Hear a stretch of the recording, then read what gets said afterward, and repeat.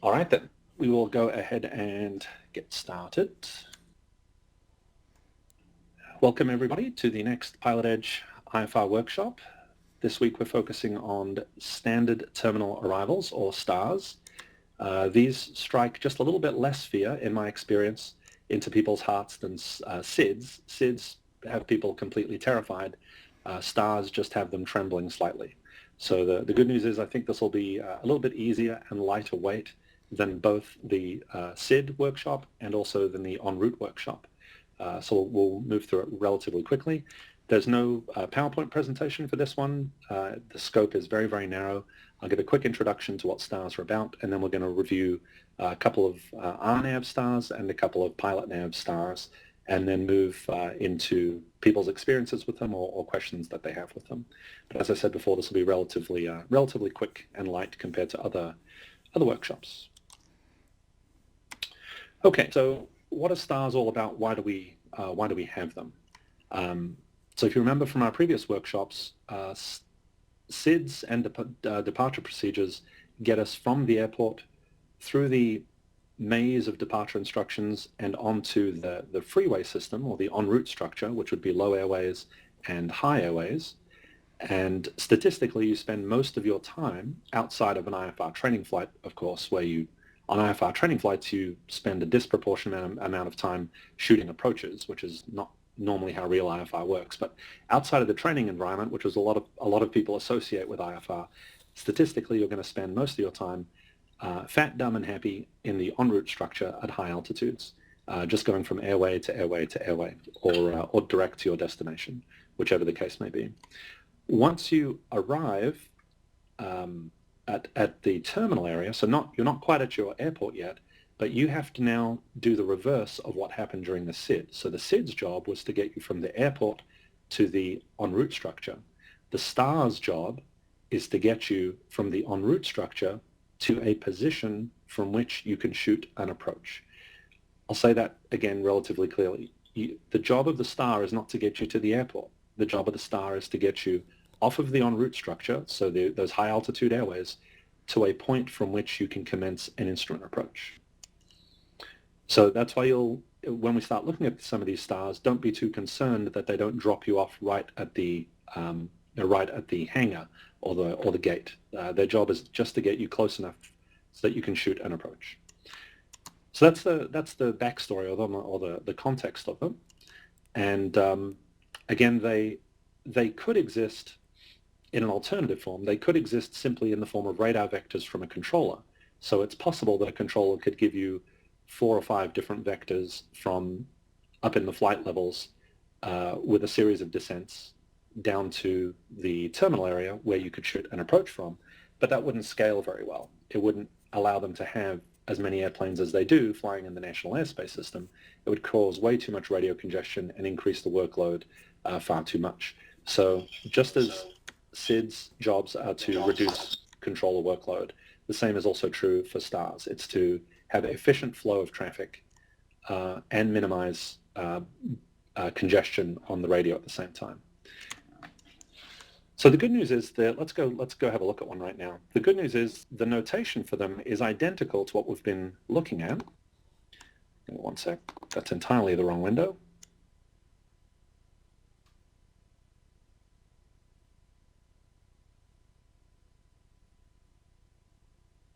Okay, I'm a little confused as to where my star went. Hang on.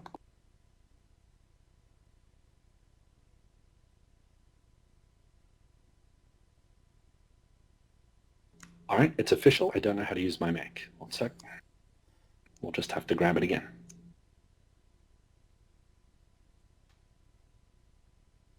Okay, there it is from before.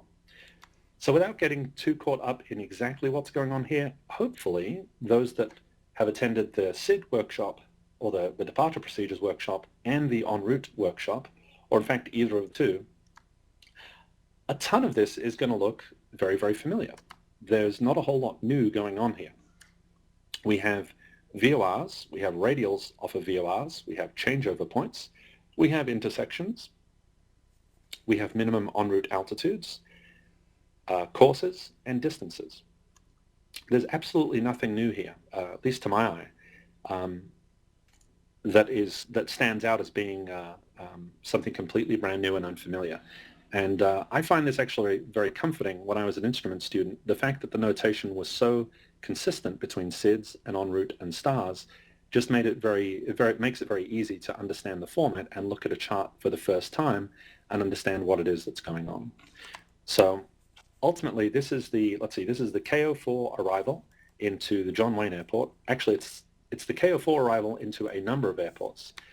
This is one of the differences where stars are a little bit different than SIDS.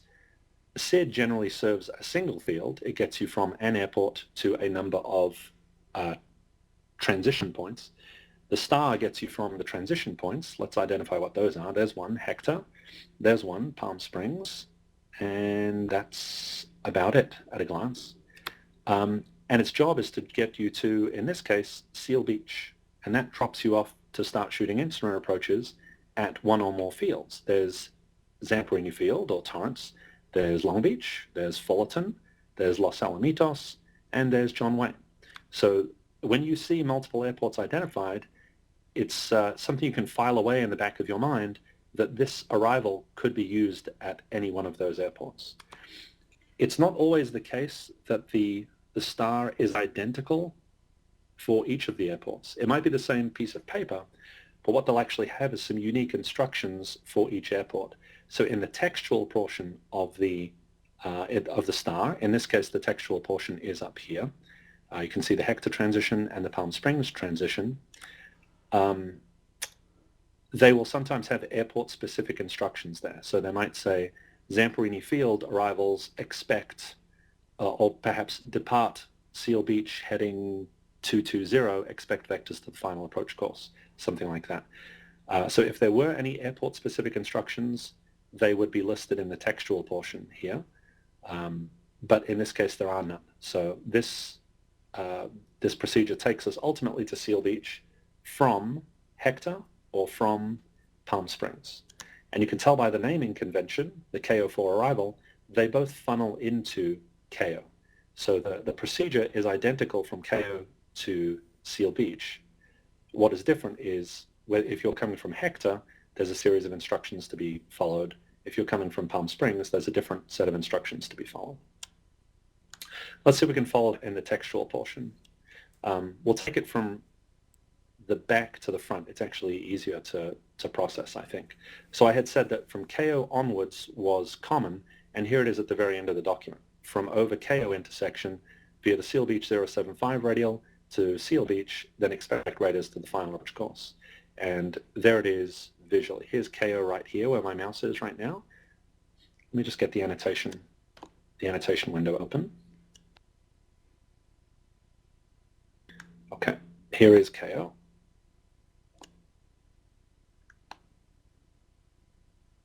And that's basically the line that we're following from that point.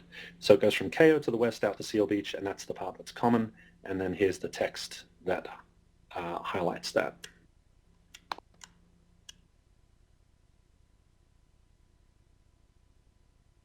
Okay, that highlighter doesn't work as quite as I thought. Sorry about that. I thought it was going to highlight the text textually, not graphically. So apparently I have to be more careful with the highlighter. Okay, so that's it from the common point onwards. So all we have to worry about then are the two transitions. So let's look at Hector transition. You'd be forgiven for thinking that from Hector we go to Paradise and from Paradise to KO. Let's see if that's actually the case. Let's look at the text. From over Hector via the Hector 211 radial and the Paradise 030 radial to Dorna. There's Dorna, and then from Dorna via Homeland, hang on, where did Homeland come from? Then Homeland via these two radials over to KO. Well, that's very different. We had said maybe it was Hector, Dorna, Paradise, KO, but there's absolutely no reference to Paradise in this documentation. So without reading the text, how can you tell visually that it should have been a left turn at Dorna as opposed to continuing straight ahead to Paradise? Any ideas from the non-instrument rated pilots first? I see arrows pointing in different directions. Well, The radio actually supposed to follow has a distance on it, and it's also a little more boldened. Correct, yes. And there's one more piece of information that's also included on flyable routes. You had said a distance and it's bolder. Do you see one other piece of information that's there too? Keith, there's no Altitude. MEA. Yes. Yep. See, but Geneva's right and Sheriff, that's right. There's no MEA. So any flyable segment, and remember this is consistent on SIDS and low and high on route charts, as well as on these stars. If it's a flyable route, it's going to have three pieces of information: MEA, the minimum en route altitude, a course to be flown, and a distance. Plus, it is a boulder typeface. So I can't remember if it was Chris or Clayton. I'm pretty sure I'm going to mix you guys up for the evening. Let's just accept that now. One of you said that the arrow was an indication that maybe you wouldn't fly it because the arrow is pointing the other way. I completely understand that instinct. I found myself thinking that many, many times. That arrow is purely to help you visually identify what this distance marker is talking about. That just means it's 29 miles from Paradise to this intersection. It doesn't mean that it's not flyable potentially. Gotcha. Thank you. You're welcome. So, so without reading the text, so the text definitely saved us. So the text will always save your bacon. The text will tell you exactly what you need to do. It can just be a little bit tricky to read sometimes. So you can either start with the text and then back it up with the graphic, or go with the graphic and then confirm with the text.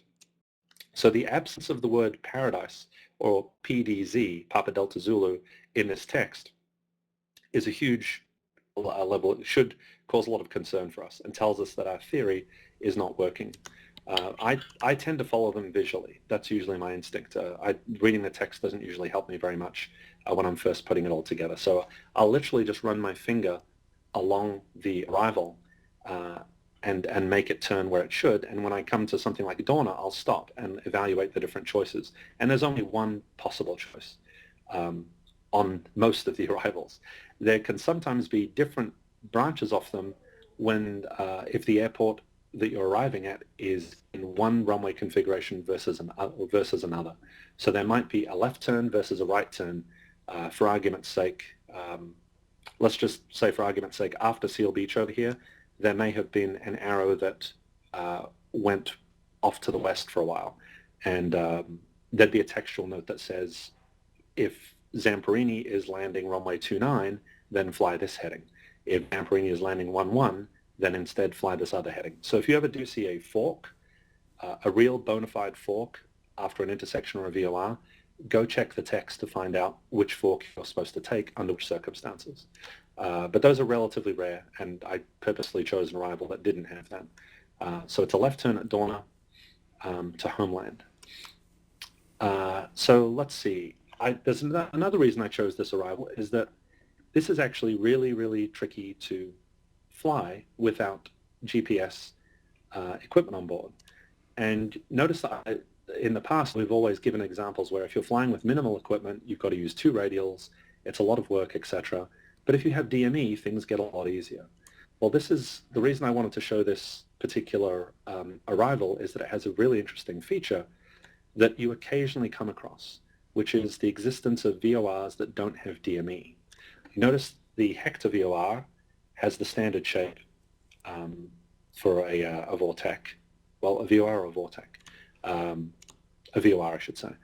Paradise, Pomona, Seal Beach, they all look the same. Palm Springs looks the same. Notice that Homeland does not look the same. Homeland is missing the little bold shape on the outside that indicates that DME is present. So Homeland is a VOR period. There is no DME off it. So what makes it interesting is that if you're flying this arrival just using VOR and DME, when do you make the turn? If you're coming from Hector and you're trying to identify Dorna, it can be slightly tricky to know when to make that turn, because you may be looking for you might see this 29 miles right here. It's 29 miles from Dorna to Homeland, And since you've got nav1 probably set to Hector and nav2 probably set to Homeland, you might just wait till your nav2, if you set your DME to Homeland as well, you might just wait for it to read 29 miles and be good to go. That's not going to work. 29 miles, you're never going to get DME reading from Homeland. That's the problem. So they are rare. In fact, does anybody know of any other ones in SoCal and NorCal? The only two that I know of are the Homeland VOR and the Priest VOR, which is Romeo Oscar Mike up in NorCal. Anybody off the top of their head know of any VORs in our coverage area that don't have DME?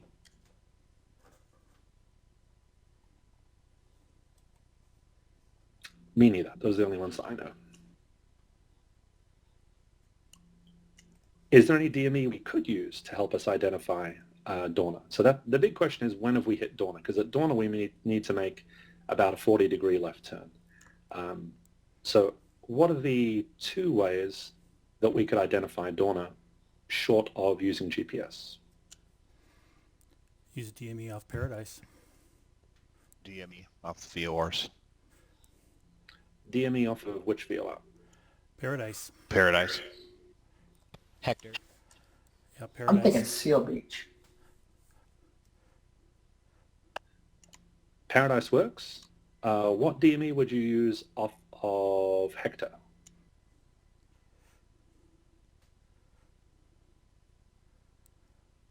Looks like you could use 46 miles.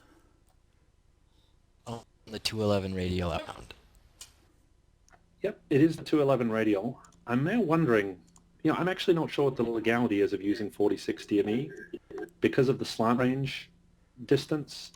If you're up at the MEA, which is most likely be at around, let's see, actually you're going to be at 13,000 feet if you're in a jet, or 12,000 feet if you're in a piston. Those are the crossing altitudes to expect.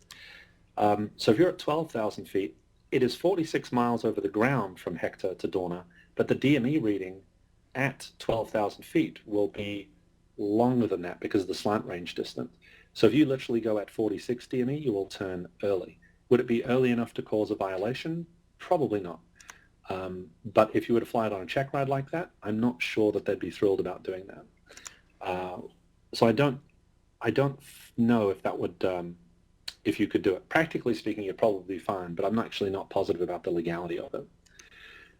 So Hector, let's say for now the Hector DME is possibly out of whack. We may not be able to use the 46 DME, or perhaps we can. I'm not positive. The 29 DME off of Paradise will work, I believe. But what's another way we could identify when it's time to turn at Dorna? The radial off of Homeland. Yep. So what would you actually tune into the CDI or the OBS, I should say? What would you set in the OBS to identify that that radial? 353. You could. You'd then be at risk of suffering from reverse sensing. You might be tempted to make a right turn onto 353 to fly the 353 heading, and that would make you make a right turn at Dorna and head away. So instead, I'd probably use 173. Even though it's the 353 radial, to track it inbound, you want to use the reciprocal. And thankfully, you could do that one of two ways. You could either put 353 on the tail of the OBS and then just fly it, or you could use the number they actually publish. You could dial in 173 instead. Either one would do the trick.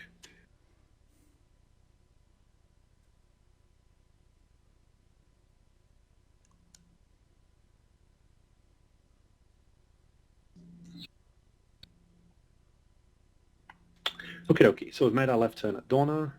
I don't think there's anything else going on here that is really unique. There was just the one hiccup. The reason I bring this up is that it caught me quite a few times when I was first flying it.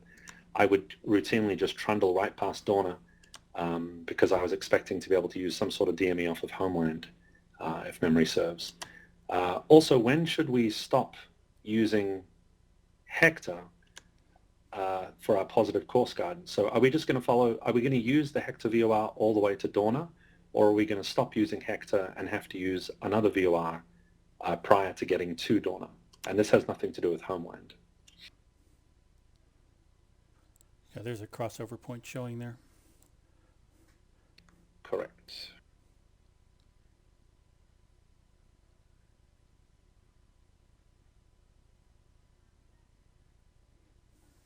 It's hard not to feel like John Madden with this. I wish I had an actual mouse, not my touchpad. I'd be a little bit quicker with it.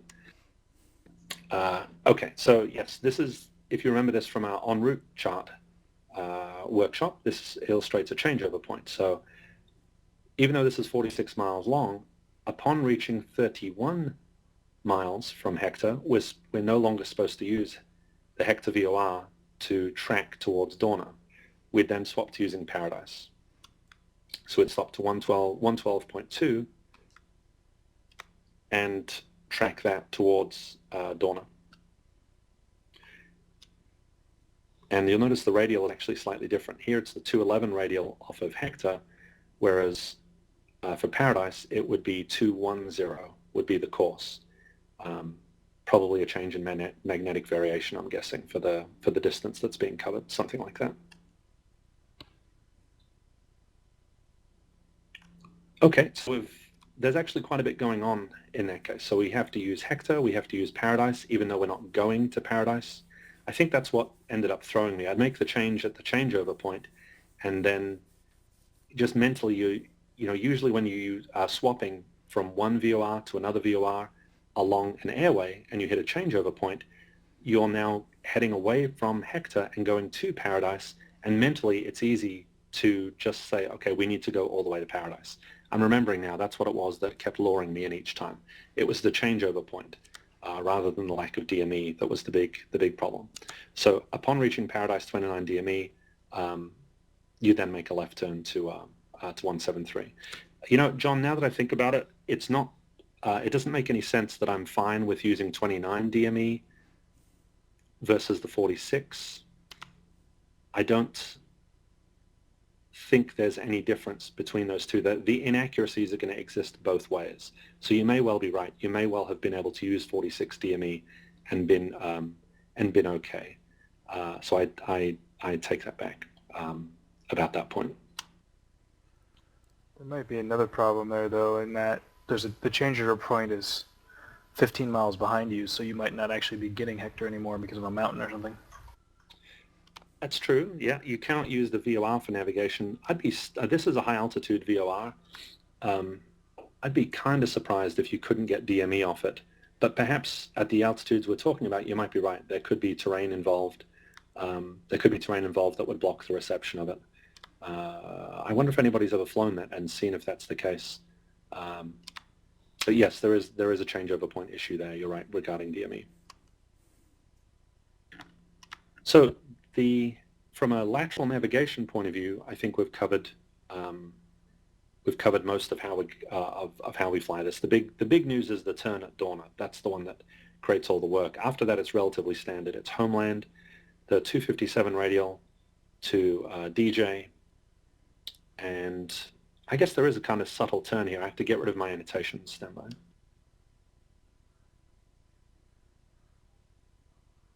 I'm cautious to make sure these annotations don't cause more work than they solve. But this is a little bit of a pain, to be honest. When I've flown this, you're heading out on the 257 radial for 16 miles to DJ, and then you have to make these small turns. Now it's a 255 course to Seal Beach. It gets to be a little bit of work. But it is there. That's when GPS can be helpful. It's just DJ, KO, jog it to Seal Beach.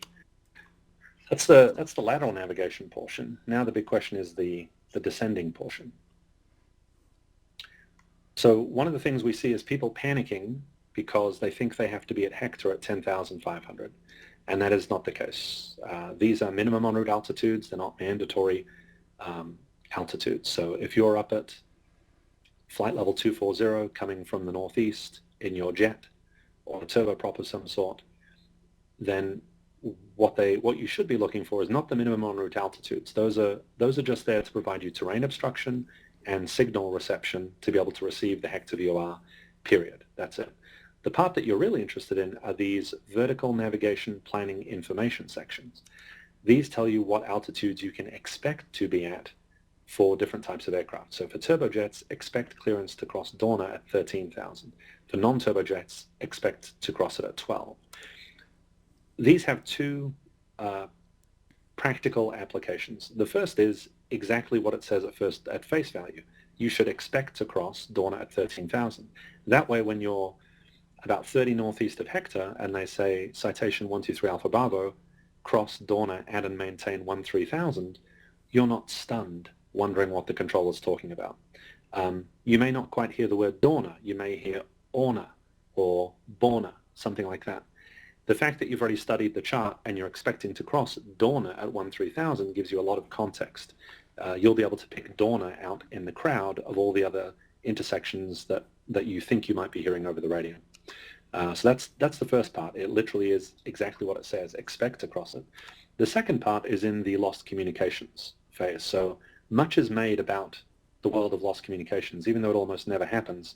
They try and build bulletproof procedures around it to the extent possible. So the fact that it says expect to cross it at 13,000 means that if you lose communications during your flight, you should look for those instructions on the chart, and then that would be what you would shoot for. So you would you would then plan to cross Dorna at 13,000 if you're in a jet, or 12 if you're in a piston. And looking ahead, we have DJ, expect to cross at or above 8,000, so you would do that. And KO, there is no vertical navigation planning. There's just a speed restriction of 210 knots. That's what the line at, or when you have a line above it and below it, it means at that number. So dead on 210 knots for the speed. So you're going to see the expect notation in many, many places, and those are the two practical implications of those notations. It actually surprises me a lot of the time. We'll give someone a crossing restriction and they literally have no idea what we're talking about. And I suspect what's happening is they don't really have the paper-based version of the chart in front of them, or even the electronic copy, I should say. They simply have the arrival dialed into the FMS. And that's fine. The FMS is certainly a great tool for flying it, but you lose, by not having the chart in front of you, you lose that ability to scan those intersections and see that vertical navigation planning information, and you're no longer pre-armed with the information. So when they say Borna or Horna, you're not sure what word they're using. Had you had this played in front of you, you would know that they're actually saying Dorna. So while I'm a big fan of FMSs, I've come to appreciate them more and more, in fact, over the last couple of years. It's not a good idea to just rely on the FMS. It's really a spectacular idea to make sure you have a version of the chart in front of you that you can access for these reasons and many more. So that way you're basically never caught with your pants down. Even if it's the first time you've ever flown the arrival, when they say cross Dorna, add and maintain 12,000, you were expecting it all along. You've been just waiting for it for the past X number of miles. And you've already done your top of descent calculation, so you know when it is that you're going to start down. That's probably the other hard part of transitioning into jets and the higher performance turboprops, is working out when it is that you should start down. Sometimes we see people go horribly wrong. In fact, I got it horribly wrong when I was first starting, and I ended up, I was told to cross a fix, I think at 12,000, and I certainly did that, but I came down from flight level 360, and I was at 12,000 something like 60 miles, at 60 miles prior to the fix, which meant that I burned probably a couple of tons of extra fuel sitting there at 12,000 feet for 60 miles. So you definitely want to work on which is legal, by the way, but it's not very smart, and it takes a lot longer. So you want to try and work on the top of descent planning. And if there's interest in talking about different top of descent calculations, we can talk through that as well once we're done with the core material. Okie dokie. So let's see. We've done with the lateral. We're talking about the vertical.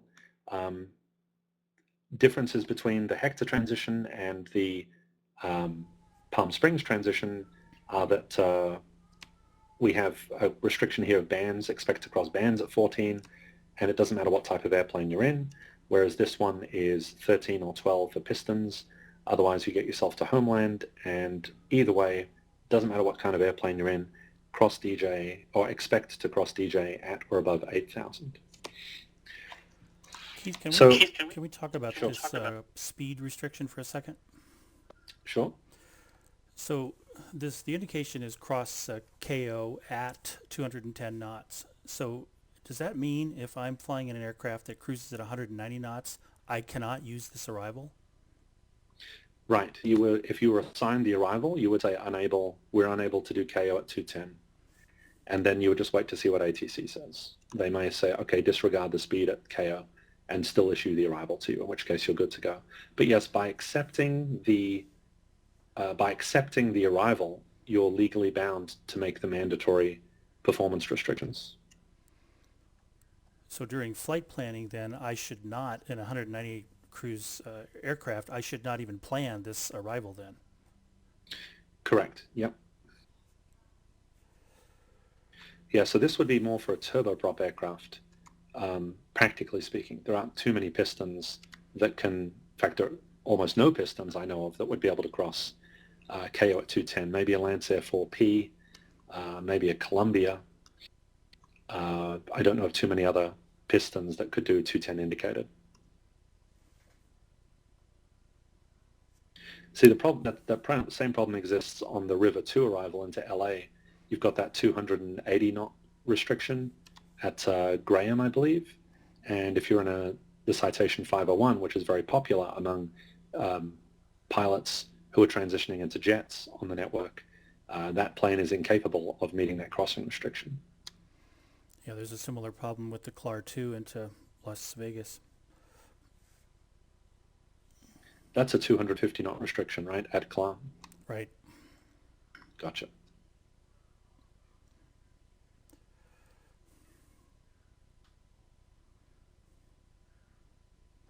Is there a reason behind that? It's I could understand at or below, but the at has always kind of bugged me. I don't really understand the reasoning behind it. The reasons for not making it above 210, just for those who aren't clear, is so that they can get you down in time. The descent at John Wayne is one of the most treacherous ones as a controller, because it's a very fine line between having you slam into a mountain and having you be too high for the ILS 19 right.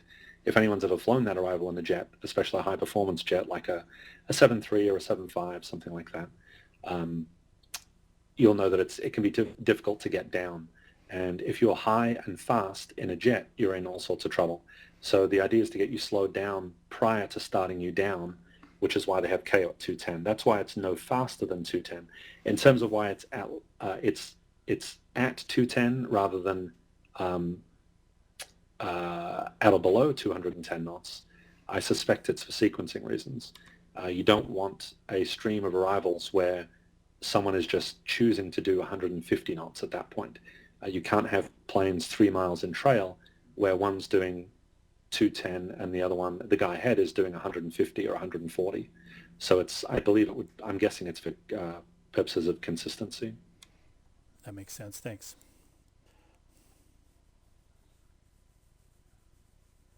Okay. Also, Brett asked, are there arrivals for pistons, slower moving pistons? There are, yes. You've kind of hit the nail on the head. Most SIDS and stars are assigned to turboprops and jets. If you're flying a small, slow piston out of an airport which has traditionally a lot of turbojet and turboprop departures, they may not issue you the SID, depending on what the SID is like. If it has speed restrictions or really steep climb gradients, they may not assign it to you. Sometimes they will have a generic SID, especially some of the vectored SIDs. They'll still give to you. On the star side, I have to say I've definitely been assigned more SIDs than stars, but every now and then I do get put on a star, as long as the star doesn't have speed restrictions on it. So I flew into, where did I fly into? Fort Worth Airport and also DFW. I've flown into in a single engine piston, both times IFR, and both times got a star. So it definitely does happen.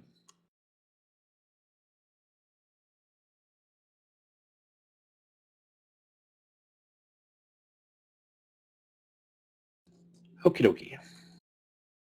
So let's see. Any questions about that arrival before we move on? You'll notice that we haven't talked about how this flight ends. How do you get from Seal Beach into John Wayne? And it just doesn't matter.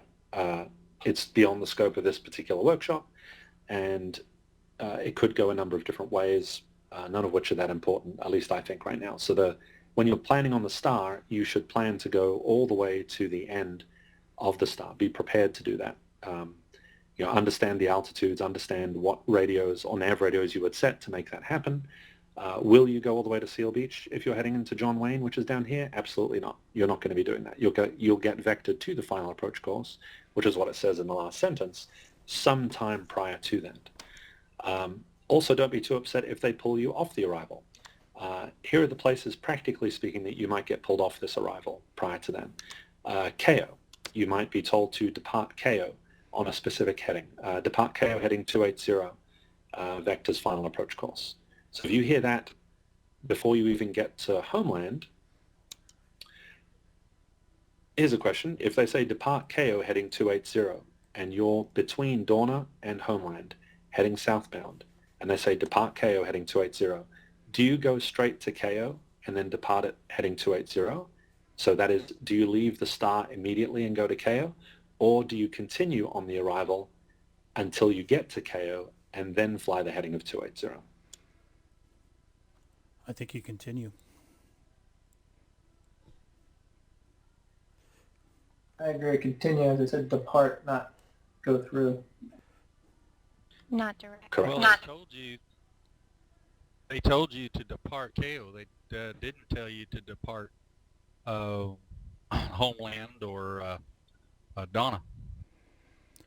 Right, but the question is, how do you navigate to KO? So we know that when you leave KO, it's got to be on a 280 heading, as opposed to the 255 heading that the arrival calls for. But the question is, do we abandon the star immediately and go to KO when they say that, or do we just continue on the arrival until we get to KO and then do the thing that they told us to do? I think you continue. Well, they didn't modify anything except after at KO, so I would think the rest of it would be enforced. That's absolutely correct. Everybody is right. So the question then is, why so many people, when we say that, go straight to KO? It's okay. I was hoping to learn something tonight and see if I could find someone who thought you would go to KO and possibly kill them and dissect their brain, even though that seems harsh. But yeah, maybe not.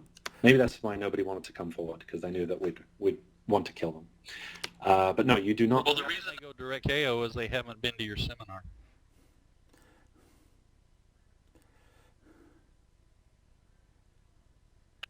So yes, you don't confuse an instruction to depart an intersection with an instruction to go direct to an intersection.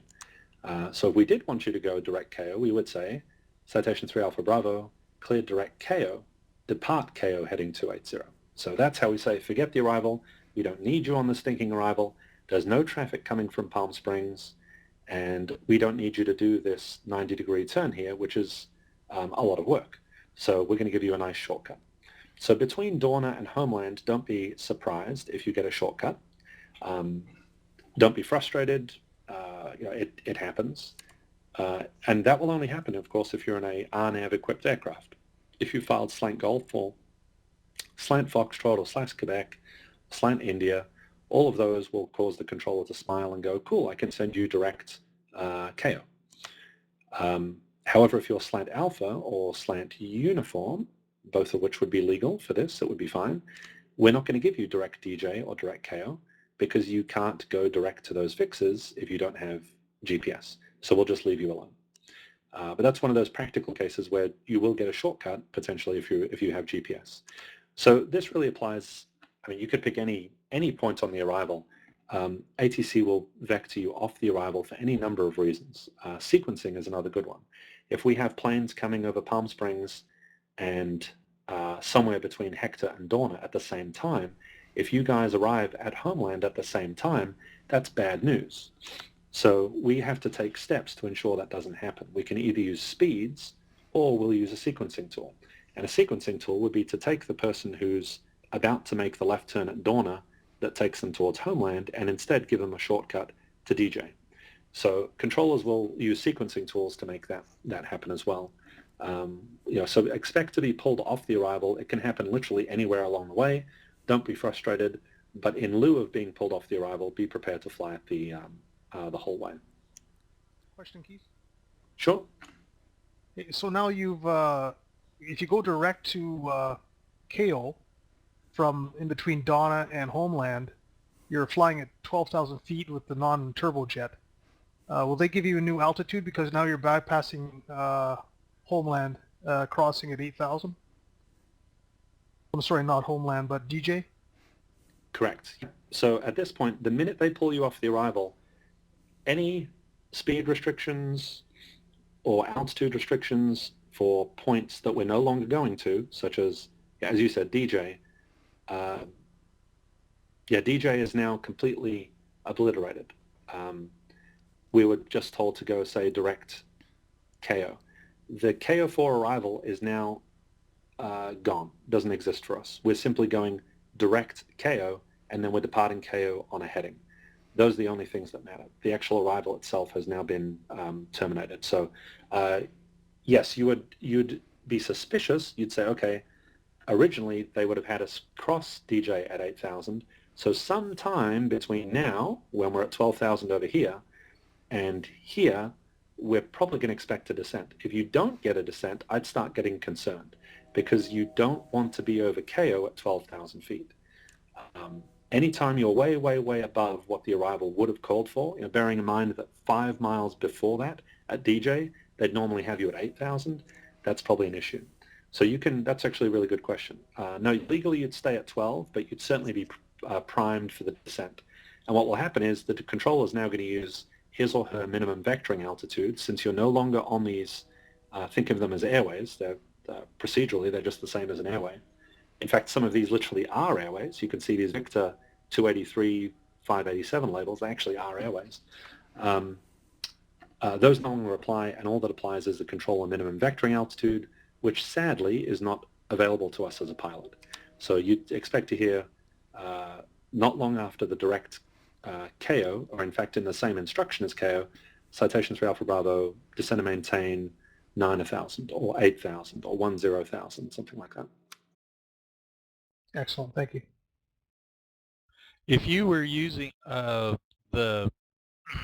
you're coming in and between Donna and Homeland, and you listen into the radio, there's not a lot going on. Is a pilot allowed to request going direct to some fix like that, or is that a no-no?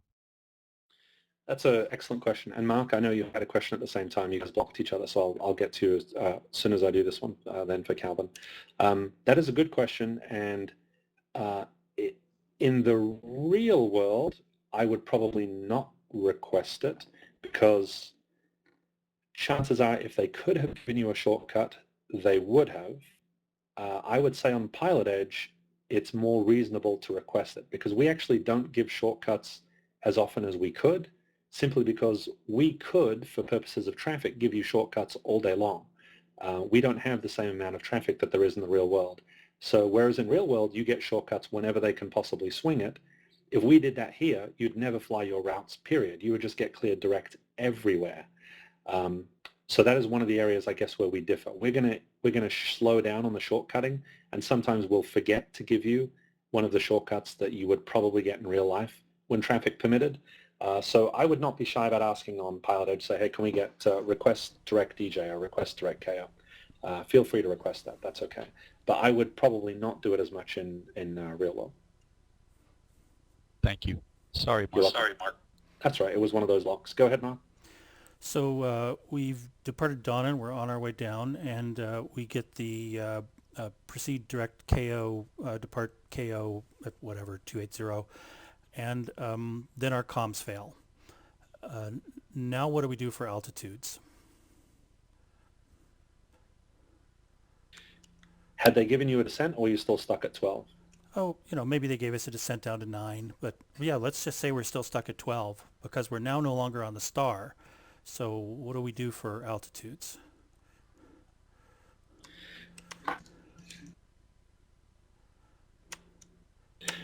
The last assigned altitude would apply until you can get yourself onto a segment of the published approach or a star. In this case, they had told us to depart KO heading 280, Vector's final approach course. So I would probably continue with that, but the altitudes become a little bit blurry as to what you should use. In theory, you should maintain the off-route obstruction clearance altitude, the OROCA. That's the only thing that will keep you alive. If you get to KO and fly at 280 heading, 280, you know you're now stuck again, right? You don't know what altitude you should be at. Anytime you're stuck on a vector and you lose comms, you're supposed to proceed directly to the thing that they were vectoring you towards. That's great if they're vectoring you towards a fix or a VOR or something like that, but if they're vectoring you to a final approach course, it's a little tricky to proceed direct to a final approach course. So quite honestly, in that case, I think I would, any kind of a lost comms situation is heads into emergency territory pretty quickly. I would actually deviate from the clearance at that point at KO. Instead of doing the 280 heading that they told us to fly, I would actually resort to the comfort of the star again. And because the star is taking us, remember what the goal of the star was at the very beginning of the talk? The stars take you to a point from which you can shoot an approach. I think I would do that. I would go KO. I'd start flying the altitudes that are assigned, that are available, so 6 down to 4. And at Seal Beach, I would shoot an instrument approach from Seal Beach into John Wayne. This is all assuming that it's IMC, by the way. I would shoot the approach from Seal Beach using the full procedure, which is the I-6 rating, by the way. So that's, in that specific case, I would ignore the 280 heading because it actually causes, it has that ambiguity, which is the reason you asked the question, which is what altitude you're going to fly, because you're stuck at 12,000 feet. Let me pull up the en route chart.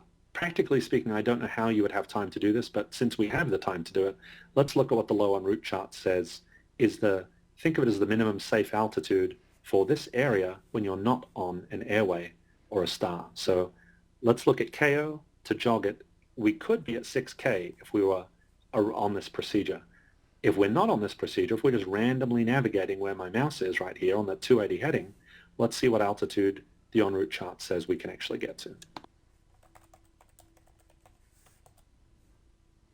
Keith, while you're looking that up, I just wanted to make you aware that you're at 38% battery power since you're not plugged in.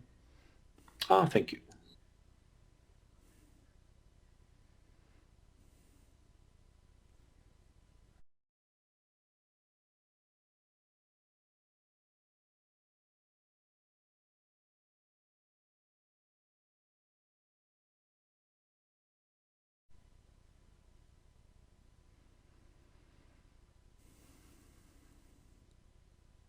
See if we can find the OROCA. Actually going to have to zoom out to find it. The OROCA is a almost useless number that applies over a giant area. See if we can find it.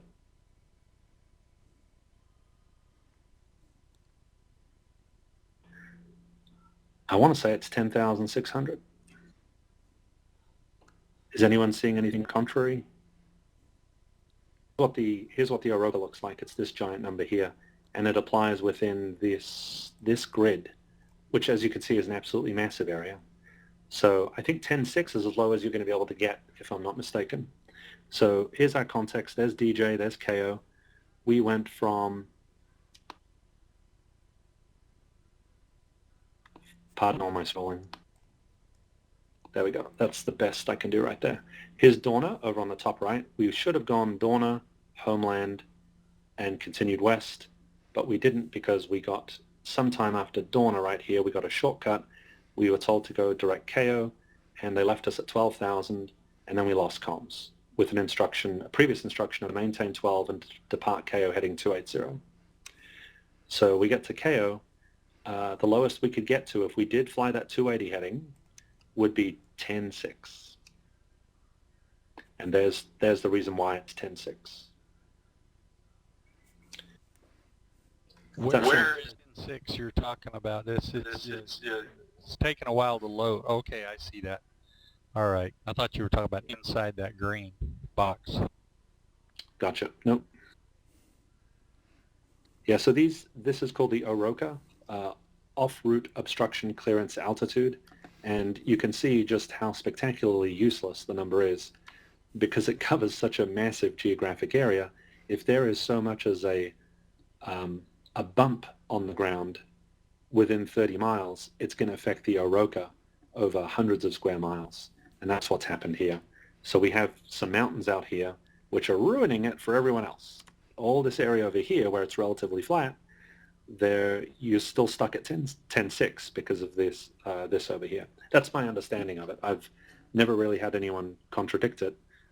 During my training, I asked a couple of instructors about it and said, yeah, I think the OROCA is about as low as you're going to be able to get. So that, yeah, I think you're sort of stuck there. Mark, what do you think of that idea of treating it as an emergency? Also, let's just review the two options. One is depart KO heading 280, and then you're stuck at 10.6, and you just have to join the final approach course at John Wayne yourself. It's not really depicted here, but here's John Wayne. There's the back course for it. So we're talking about a line that goes up this way. So you're going to now join the localizer at 10,600 feet on with a 90-degree intercept. I'm sorry, actually even more than that. 110-degree intercept, and you have to lose all that altitude because you did the 280 heading. The alternative that I'm proposing is you get to KO and you say, well, I got no comms, I'm stuck, I'm going to get back on the arrival and go to Seal Beach and shoot the approach from Seal Beach, which is a warm and cozy procedure that you'll fly with absolutely no surprises because you're following a charted procedure the entire way. So you have to sort of choose the lesser of two evils on that one. Yeah, I do see the problem here. That's definitely why I asked this, and that line of attack seems to be correct to me. I mean, it wouldn't surprise the controllers. I think if they saw you doing it, I think they'd know what you were doing, particularly when you executed a reversal there at Seal Beach and headed back. Yep, that's right. Yeah, so for those who are mystified as to what procedure we're actually shooting at Seal Beach, just know that there is an ILS approach procedure that begins at Seal Beach. There's a chart for it, which we'll be covering in the next workshop. And it's completely flyable without communications. In fact, that's why they publish the full approach from Seal Beach, specifically is if you lose communications or if the controller loses radar. They can no longer, if they no longer have radar, they can't vector you to the final approach course. They would simply say, okay, go to Seal Beach, cross it at this altitude, and you're cleared for the approach, and tell us when you're inbound at a certain fix. And they have to do the whole thing blind. So that's, yeah, lost communications, you could spend a long, long time theorizing about what the correct thing is to do. I've learned through speaking to people who are much smarter than me that you do have to treat it as it quickly becomes, practically speaking, an emergency of sorts. And being an emergency, you're allowed to deviate from a clearance to any extent required to meet the emergency. So I think, Mark, you have the right idea, which is they're not going to be, I think, too stunned that you're rejoining the arrival, you're descending as the arrival allows, and then you're shooting an approach from a place where the arrival ended. That, I think, is a lesser evil than being on a random vector to then try and join an approach with a 110-degree turn to join the final. So you're on a 280 heading, and you've got to go to 190. Oh, no, I'm sorry, that's a 90-degree turn. My mistake. It's still a very, very hard turn, and you're still stuck at some random altitude. Or you're going to try and plot your own descent using any terrain avoidance tools that you have in a very short period of time. So I would definitely give myself the time. And again, the beauty is, even though you can't hear them, they can still see you on the scope, and they're going to be, once they work out what it is you're doing, they'll clear a pretty wide, they'll give you a wide berth. They'll get all the other IFR aircraft out of the way, and you'd be well within your rights to, I don't think they give you too hard of a time for flying that approach at the end of the day. Okay, thanks. Sorry for that sidebar there. No, I think it's very, very worthwhile. There's only one more thing I wanted to cover on that arrival, which is, what if they leave you high? So let's have a look at our chart getting a little frustrated at how hard it is to get back to my PDF. At the bottom there? Yeah. Very good. There we go. Okay, so let's back it up to, you're up at flight level 240. They say citation 3 Alpha Bravo, cross Dorna, add and maintain 13000, and John Wayne altimeter 29901. So you do that. You're now stuck at 13. And then you don't hear anything from that point on. You hear them talking to other airplanes, but you're still stuck at 13. 2 questions. Do you feel pressure to descend to 10.5 after Dorna? Yes or no? And the second part is, do you feel pressure to get down to DJ at 8? The answer to the first one should be relatively obvious. The second one may feel less obvious. So first question, should we be in a rush to get to 10.5 after Dorna? No. Is anyone feeling compelled to get to 10.5 after Dorna? I would, simply because I would try to be in a position that I could get on down to 8,000 without too much trouble. Yep, understood. Yeah, so you're getting a nagging sensation that, okay, we should be descending any minute now. You know, that should be about the level of tone that's going off in your mind. Like, okay, we're pumped and ready. Anytime you're ready, controller, I'm ready for lower. You may not necessarily say it immediately, but you're certainly thinking it.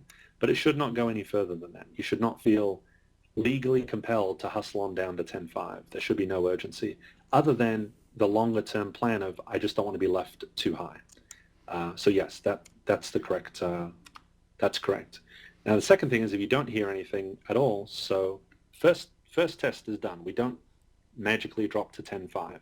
If you did just magically drop to 10.5, you run a very big chance of getting killed by the guy who's coming out of Homeland northeast bound at 11,000. You don't know that he's not there. You have no way of knowing that as an IFR pilot. So the instruction was, if there's any doubt, it was cross Dorna at and maintain 13,000. That's why the phraseology is at and maintain. It's not just cross Dorna at 13,000, because all that does is give you positive guidance to Dorna. It's ambiguous as to what should happen after Dorna. That's why the phraseology is designed that way. So at and maintain 13,000. So here we are, fat, dumb, and happy at 13, although we're getting slightly paranoid. Now once we get to Homeland at 13, we might be in a full-blown panic, because aren't we supposed to cross DJ at 8? Nope. And the answer is nope. Right, correct. We're not supposed to cross it. We are simply to expect to cross it. And the controller being busy and not talking to you is not a lost comms situation. You have to have faith that the controller is prioritizing, and as uncomfortable as it is, truthfully, I'd be stunned if you were still at DJ at 8. Never seen it happen, sorry, at 13. But if the controller is speaking at 1,000,000 miles an hour to a bunch of people who are about to hit each other, that is a higher priority. So the controller will prioritize. And when he or she is good and ready, they will give you lower, assuming they're executing perfectly. And there are times when we don't execute perfectly, and we may accidentally put you on lower priority, or we might forget about you. So if the controller takes a deep breath and sounds relaxed, and you're still stuck at 13,000, that's a great time to say, request lower. Just 2 words will do it, request lower. And they'll say, oh, sorry about that, yeah, cross DJ, add and maintain 8,000. Okay, they're going to give you that crossing restriction after only looking at you for about 2 seconds. They're going to say, is this person ridiculously close to DJ? Because if you're ridiculously close to DJ, me telling you to cross it at 8 is downright unfair, and it may make you panic and put you in an awkward spot as a pilot. So if you're ridiculously close, they won't say that. They'll say, sorry about that, descend and maintain 8,000. Descend and maintain means exactly that. So now you just start a regular descent down to 8. Here's where the gray area happens as a controller. We look at you, we're busy, we say, okay, he's reasonably far from DJ, but I've only looked at it for about 2.5 seconds before I've made this call. We're certainly not going to have time to do the math. So what we're going to do is say, cross DJ, add and maintain 8,000. You as the pilot need to push back if that's not going to work for you. If you read it back, you're saying, no problem, we can do it. If you think it's a problem, then say, unable. Oops. So while you're sitting fat, dumb, and happy between Dorna and Homeland, wondering when he or she is going to give you the descent, do some math, if you can, to work out when would be the latest point at which I could start this descent.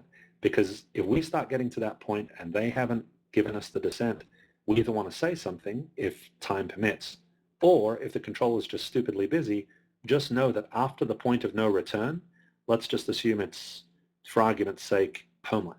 That's a good place to say.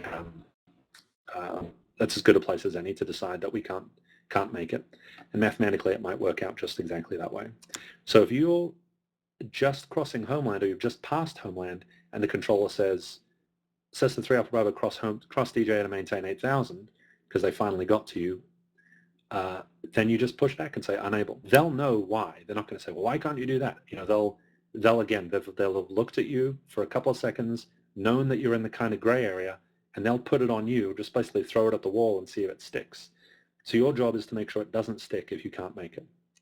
You know, you don't have to, well, if you can go to idle, that's helpful. We appreciate that. If you can get the spoilers out, we appreciate that too. But you certainly don't want to point the plane straight down and do a 5,000 foot per minute descent to make that happen. So just know that it happens from time to time, and you simply say unable, and the controller will say, most likely, descend and maintain 8,000, and that's about it. Or, you know, give me a good rate down to 8, which is slang, but it happens in the real world all the time. So it's basically the controller saying, okay, it's my fault, my bad. Just help me out if you can. Come down to 8,000 without breaking the plane. You don't have to make DJ at 8, but the sooner you can get down to 8, the better for both of us, most likely. Whether it's for shelving of airspace, you know, maybe there's a guy who owns above 8,000 after DJ, and now he has to coordinate with that controller and explain to him why he has an airplane above 8,000 at DJ and why he needs to retain control of you. Or it could be for your own good. It could be, okay, you know, you want to get down because, yes, I left you too high, but as you now know, if you don't get down in a reasonable amount of time, you're going to have trouble getting down on the ILS at John Wayne, which is already hard enough to fly, by the way, even when you are at the published altitudes. So that's the stuff which usually gets interesting on these arrivals, is the give and take of the vertical descent planning on some of these tight arrivals. And this is one of the tighter arrivals, where the timing of the descent is important. If ATC gets it wrong, they have set you up for failure, and it's going to take some work to undo it. So the thing you can do is, you can't control much, but as the pilot, what you can control is knowing what your point of no return is. So, you know, again, if you're at 12,000 feet in our turboprop, we need to get down to 8,000 feet. That's a 4,000 foot descent. We know that we can only swing 2,000 feet a minute at best out of this bucket of bolts. If we can do 2,000 feet a minute and we've got to lose 4,000 feet, that's a 2-minute descent. It's going to take 2 minutes to get from 12,000 to 8,000. 2 minutes at, say, 240 knots over the ground is 4 miles per minute, and so 2 times 4 is 8. So as it turns out, as long as they give it to us 8 miles prior to DJ, we can swing it. But if it's after 8 miles, it's not going to happen. That's a way of doing it. So that's about how long it took me to do it. That was, I don't know, 15 seconds, 20 seconds. There is time on this arrival, is what I'm saying. You've got, you know, you could be working this out at any time. You could do this during the en route leg if you like. So rather than browsing the web, feel free to start looking at these things and calculating your points of no return on tossing restrictions. It's a great way to stay engaged in the flight and do some mental math, which is always good for your brain anyway, I think. So that's the sort of stuff that I would calculate, so that way when they come back to you at 12 miles out, 12 miles prior to DJ, and they say cross DJ at a maintain 8, say, okay, we'll cross DJ at 8, and then you start your descent.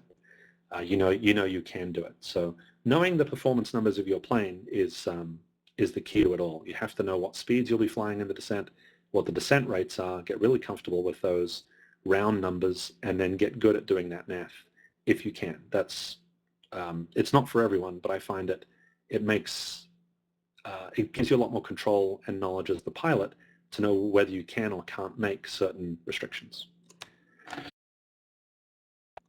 Any other vertical planning questions on the arrival here?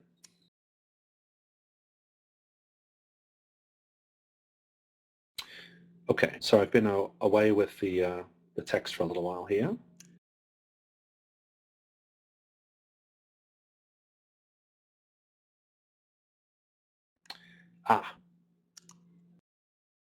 Yes. I believe this denotes the common part of the arrival. So the transitions are in this font, if you like, the medium bold line, and then the common part of the arrival appears to be in this in the heavily bold line.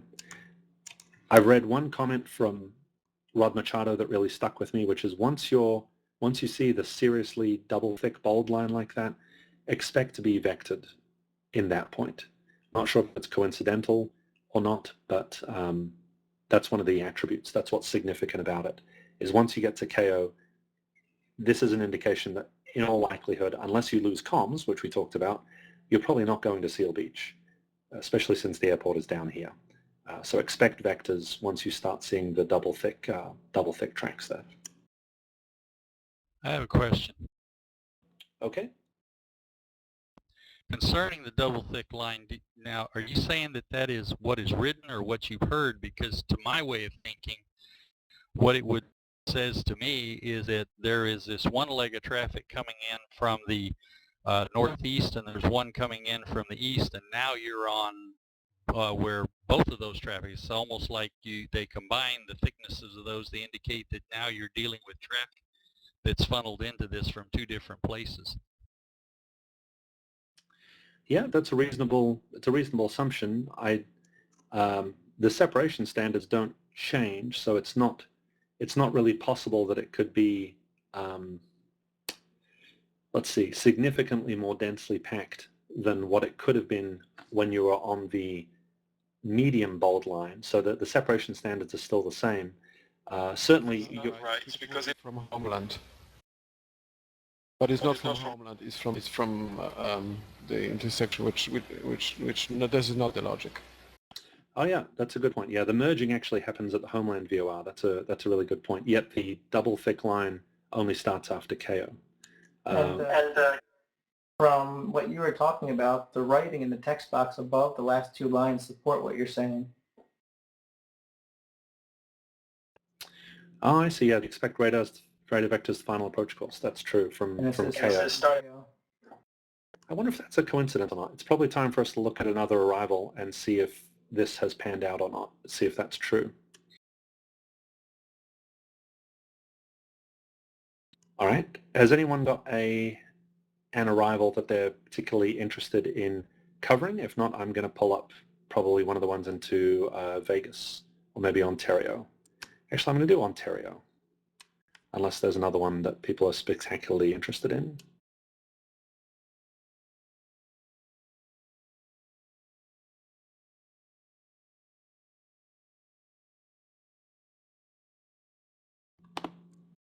By the way, whoever that was that pointed out that the merge actually occurred before that, thank God I didn't notice that.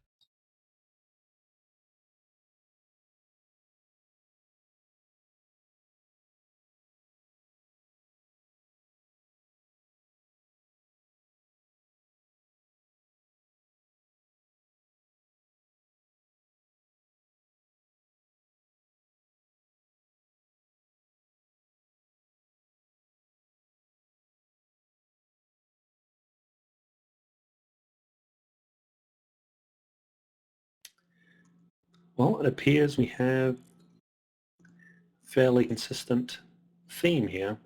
Here's the CETA to arrival with transitions at Palm Springs and Julian.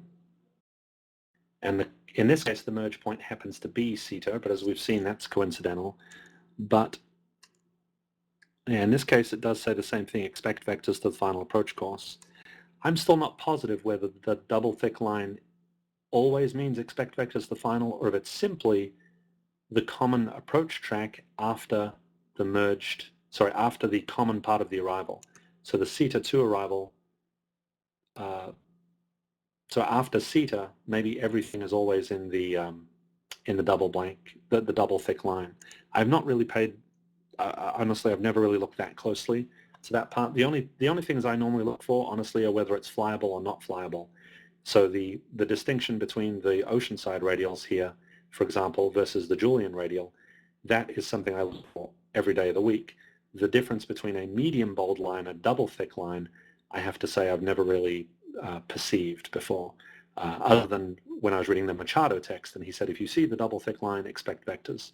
I'm now trying to work out if that is legally binding, or if it's that way every single time, or if it's simply because that's where the arrival, the transitions end and the common part of the arrival begins. I don't want to spend too much time on this. If anyone ends up finding out, if they do any digging and find examples which prove it one way or another, I'd love to know, actually. That would be kind of cool, and I'll post a follow-up note in the archive for this. Okay, let's see if there's anything new on this arrival real quick. At a glance, there is not much, except for, this is actually a great, this is one of those conditional pieces that I was talking about. Remember when we talked about the fork? If you see a fork where they're both flyable, you have no choice but to go do some reading and find out what to do. So let's say we're coming from Palm Springs and we're landing at Ontario. Let's see what it is we expect to be doing. So we're going to follow our mouse. I haven't even read the text yet. I'm just going to move my mouse. We're going here, we're going here, we're going here, we're going to Cedar, and then, oh, who the heck knows? We're either going to go straight or we're turning right. I have no idea which. There's nothing here which is going to tell us definitively. Don't even spend time looking. Let's go to the text and find out what happens after Cedar. So it's not going to be in the transition notes. We can skip all that. Okay, so here's what's going on. If you're landing at Ontario, there's a chunk of text. If for all other airports, there's a chunk of text. So there's one conditional right away. So we are landing Ontario, so let's look at that. All right, this is broken into two chunks, runway 26 left and right, and runway 8 left and right.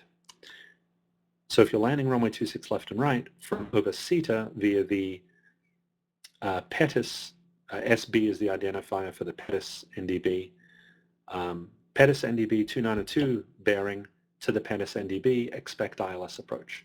So that makes sense. If we're landing west, you can actually see the localizer right there. If we're going to be landing west, then at CETA you make a right turn, goes direct to the NDB, join the approach, and you're good to go. If you're going to be landing east at Ontario, then this 26 right localizer does nothing for you. In fact, it would hurt you a great deal if you're trying to land the other way. So in that case, that's when you follow the approach out to Paradise. Or if you were landing at any one of these other airports, you would continue out to Paradise. So good. I'm actually glad I picked this one at random because it showed that conditional logic that I was talking about. So the text is important. Don't think you can always get away with just using the graphics. There are times when the graphics do not contain the information you need. As you just saw, as we demonstrated, I start with the graphics, but the minute I hit any kind of ambiguity, you go find it in the text.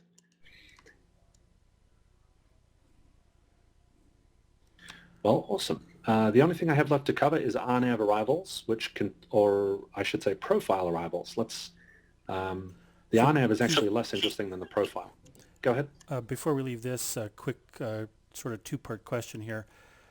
So if we do not have an NDB, an ADF in the airplane, then we cannot file this arrival. Is that correct? That's a good question. If you were landing in Ontario and they were landing west, let me think for a minute.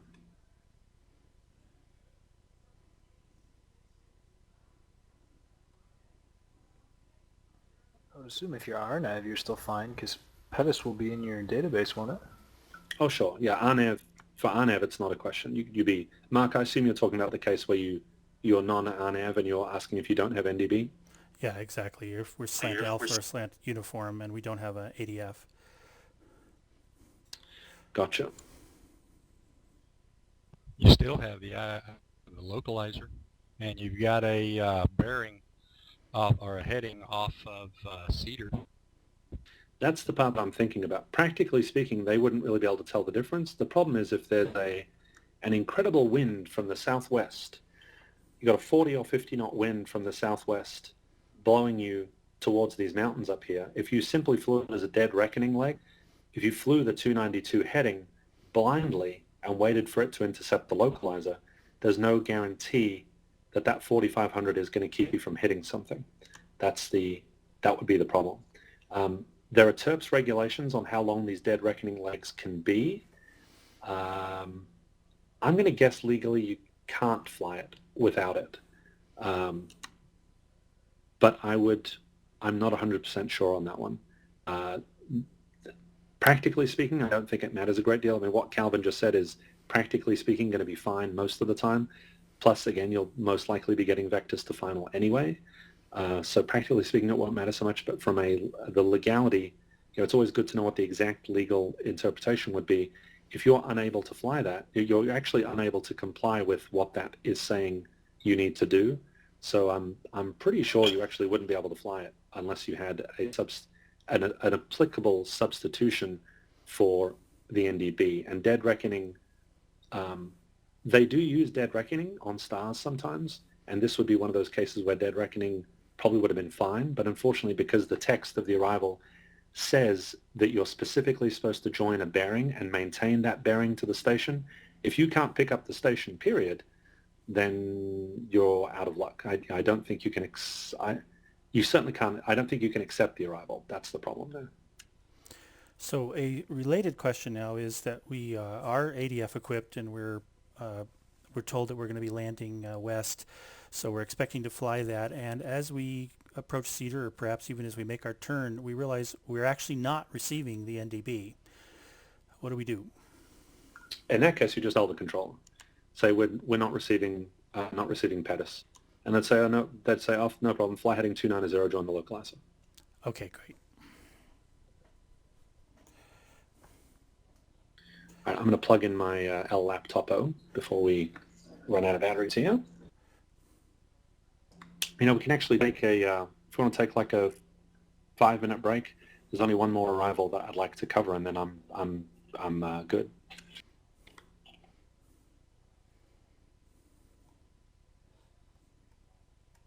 So I have, what are we at? I'm sorry, my time zones are all messed up. So I'm 8:26 Pacific right now, so 8:31 will recommence. Very good. So we'll definitely wrap up within half an hour here. And there's only one more, possibly two more that I wanted to cover. And that is the profile arrival.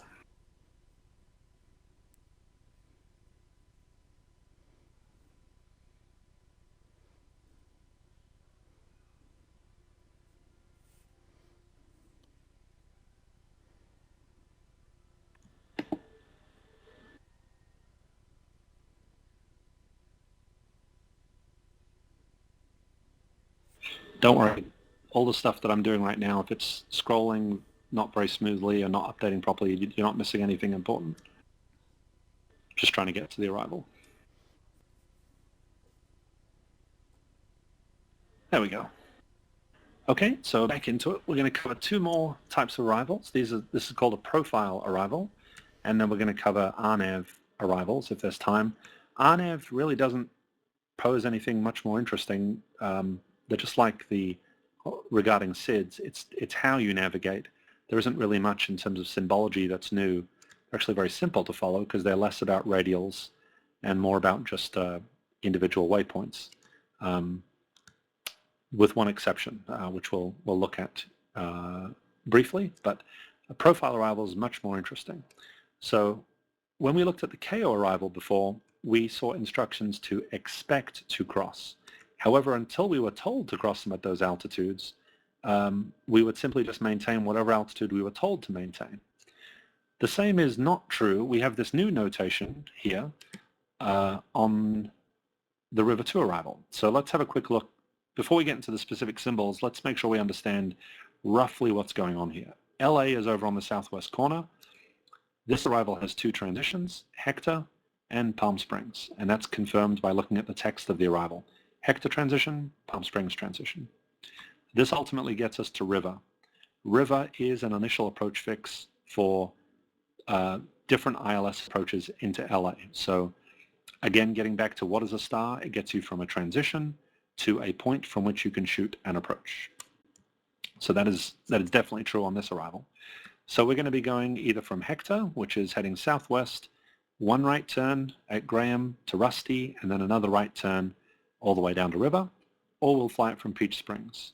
Straight shot down to Graham, and still to Rusty, and a right turn into River. So the funnel point here is the Graham intersection. But we have one new notation here, which is what this is, which is what makes this so interesting.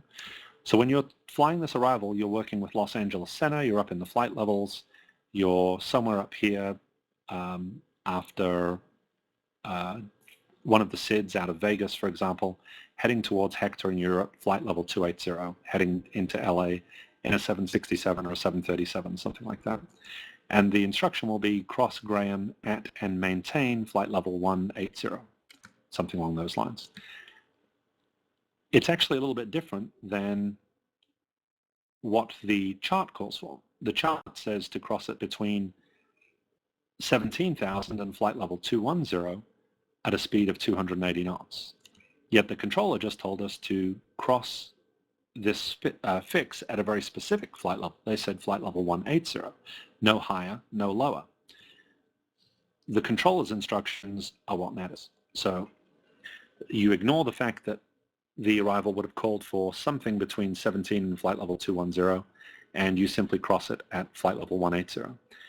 We do the top of descent calculations again. I won't do them here just for time, but you miraculously arrive at Graham at flight level 180, and shortly after, you're told to contact SoCal approach on 132.07, something like that, which is the SoCal approach frequency for that area.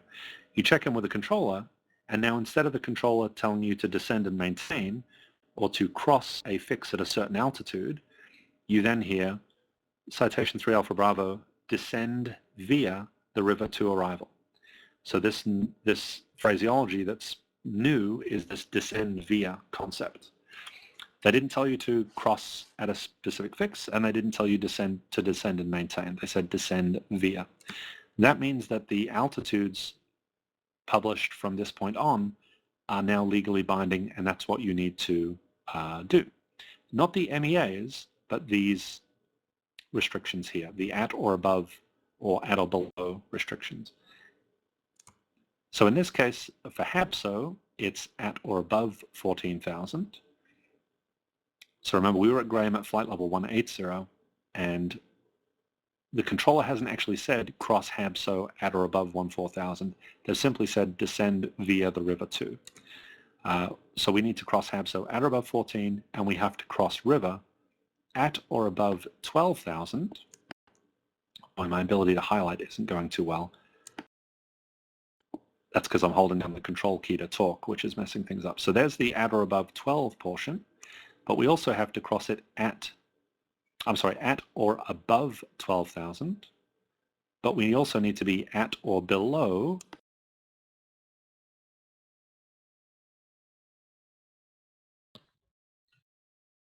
that was much harder than I was hoping. At or below 14,000. An easy way to think of it is between 12 and 14,000. So this might seem complicated, but there's only 3 concepts here. One is Graham at 18, HABSO at or above 14, so that means between 14 and 18, and then river between 12 and 14. And that's how you descend via the arrival. The MEAs don't, as you can see, the MEA is way, way below the HABSO of at or above 14. So the MEA is not really relevant here. Keith, are those MEAs on the Peach Springs inbound course also the ones at the flight levels? I've never seen that before.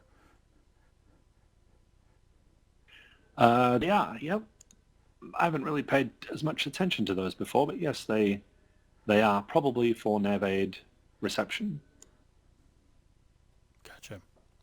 Look at those changeover point distances: 103 miles, 119 miles. Okay, yeah, that completely makes sense now.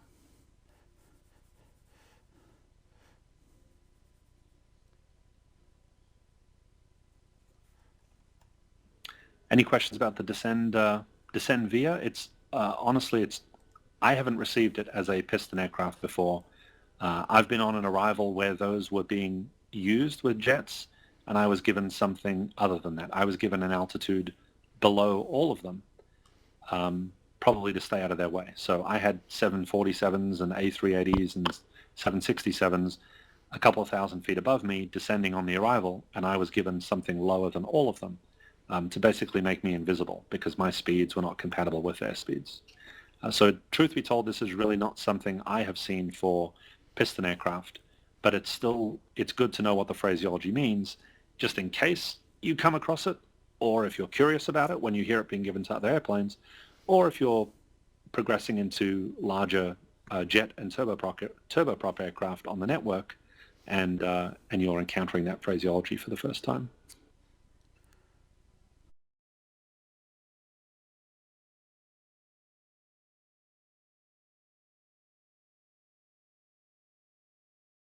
Okay, that's the descend via, and we've only got one left, which is an RNAV arrival.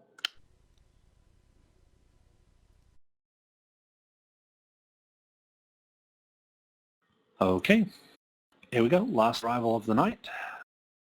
This is the CAPEC 3 arrival into Las Vegas. Here's Las Vegas International Pier, and here are the two transitions, Daggett and 29 Palms. And this is a profile arrival, which we saw, we just saw with LA, so the notations are not going to be new. We have a restriction of Meisen at flight level 240, not above or below, just at 240. We have CLAR at 13,250 knots for the speed, CAPEC at 13, IPUMI at 11,230 knots, NIPSO at 9, Sunset at 8, Kimi at 8, unsure why they have that twice, CHIPS at 8 but 170 knots, and that is all. So if you're cruising somewhere southwest of Daggett and you've been cleared for the CAPEC 3 arrival, that was part of the IFR clearance, you might hear descend via the CAPEC 3 arrival. You might get that from the center controller. In fact, you're not going to hear it from the center controller. Only the approach controller is going to issue a descent like that. Instead, the center controller is going to just say to cross CLAR at and maintain 13,000. So we break it up into two steps. It's inefficient, but there are the reason for it is the center controller doesn't own any of the airspace below 13,000. That's all owned by the Las Vegas approach controller. In fact, Las Vegas owns all the way up to 19,000 for that matter, but our SOPs don't allow us to, don't allow the center controller to issue the descent. So that's why you only get the CLAR at 13 while you're talking to Los Angeles Center. But once you check in with the Las Vegas approach controller, which will be shortly before CLAR, you'll hear the controller is likely to tell you, the approach controller is likely to say, citation 3 Alpha Bravo, descend via the CLAR 2 arrival and expect whichever approach they're going to give you. And that's, again, is beyond the scope of this workshop. This is just on the star itself. But look at the efficiency that we gain from those simple words, descend via the CAPEC 3 arrival. Look at how many descents it saved that controller issuing. Instead of leaving you at 13 all the way up to CAPEC and then using split-second timing to say, cross IPUMI at a maintain 11,000 at 230 knots. Then you'd have to read that back. Then you'd do it. Then at IPUMI here, cross NIPSO at a maintain 9,000. Then you do that. Then cross Sunset at a maintain 8,000 at 210 knots. Then you do that and read it back. You know, that all of that is replaced by descend via the CAPEC 3 arrival. So I think these arrivals are fantastic in terms of efficiency. These vertical profiles really, really help because they both give you speeds to work with and altitudes, and they're pretty easy to read. It's I personally find like that HABSO at or above 14 back on the LA arrival, that is probably harder to understand and deal with than this. This is pretty cut and dried. It's a bunch of step downs at very, very clear altitudes, and there isn't really too much to mistake here. Where it gets interesting here is if they pull you off the arrival, and this will happen. You'll check in with the controller, and the controller in a robotic tone will instantly spit back, descend via the Capex 3 arrival. And so you read it back, and then they start feeling generous, or there's another person coming in on the sunset arrival from where my mouse is over here on the west. It's obviously, it's a different chart, but just so you know where they're coming from, they're coming this way. And again, for sequencing purposes, they might say, Citation 3 Alpha Bravo, clear direct sunset, or clear direct NIPSO. Well, now the problem is, what altitude do you fly? And the controller, depending on how alert they are at the time, they may reissue the altitude. They may say maintain 1000 or something like that, or they might say nothing. If they say nothing, you're in trouble. You have a discontinuity. You've been told to descend via an arrival, but you're no longer on the arrival. So if that happens to you, say, and what altitude would you like us to maintain? Don't try and guess or suggest, just ask them what altitude they want, because you literally have nothing to go by at this point. So they should then restate it. They'll say, oh, sorry about that, maintain 1000 for now. Or cross NIPSO at 1000, then descend via the arrival. So they could keep you at 11,000. Remember, they're pulling you off the arrival to save time to keep you ahead of that jet coming from left to right. So here we are heading from Skiba direct to NIPSO, and they're keeping you at 1000. And once you get to NIPSO, then you rejoin the arrival and also the vertical portion of it. Don't let that freak you out too much. You'll be at NIPSO at 11,000 in that case. If you can't get down to sunset, say unable sunset at 8 or something like that, or maybe they'll be able to give you a NIPSO at 9. I'd have to look at the minimum vectoring altitudes. But when you're in no man's land over here, the crossing restriction of IPUMI at 11 is useless to you if you're not on the arrival. So just use whatever altitude they give you, and if they don't give you one, then certainly ask them for one. Keith? Yes?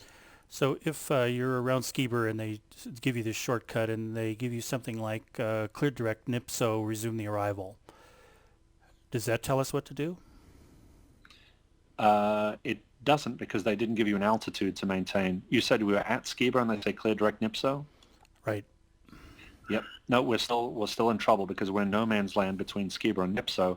What altitude are you going to fly between Skiba and NIPSO? Gotcha. So we have to ask. It just comes down to that.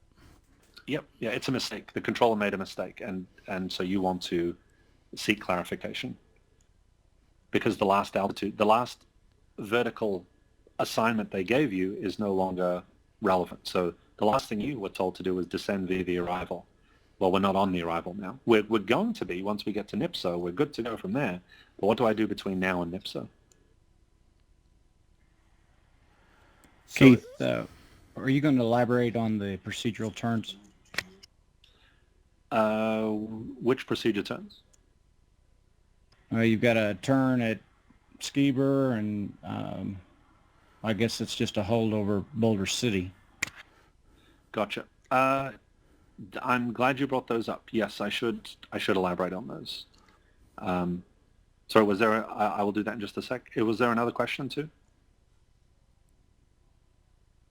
Mark, did you have anything, or was that you who were trying to talk to us, trying to talk at the same time? I think I answered my own question. It's fine. Okay. I actually have a quick question, Keith. Go ahead, please. So, same situation, Skiber, direct NIPSO, he gives you cross NIPSO at 11,000 or whatever. Is he going to say resume the arrival? So I feel like if it's not said correctly, you can't continue to descend once you hit NIPSO. That's excellent question. So there's two different instructions that could be given. He could say clear direct NIPSO, cross NIPSO at and maintain 1000, and then join the arrival. Or sorry, clear direct NIPSO, then join the Capex 3 arrival. That's the lateral point, the lateral part of it. Cross NIPSO, at and maintain 1000.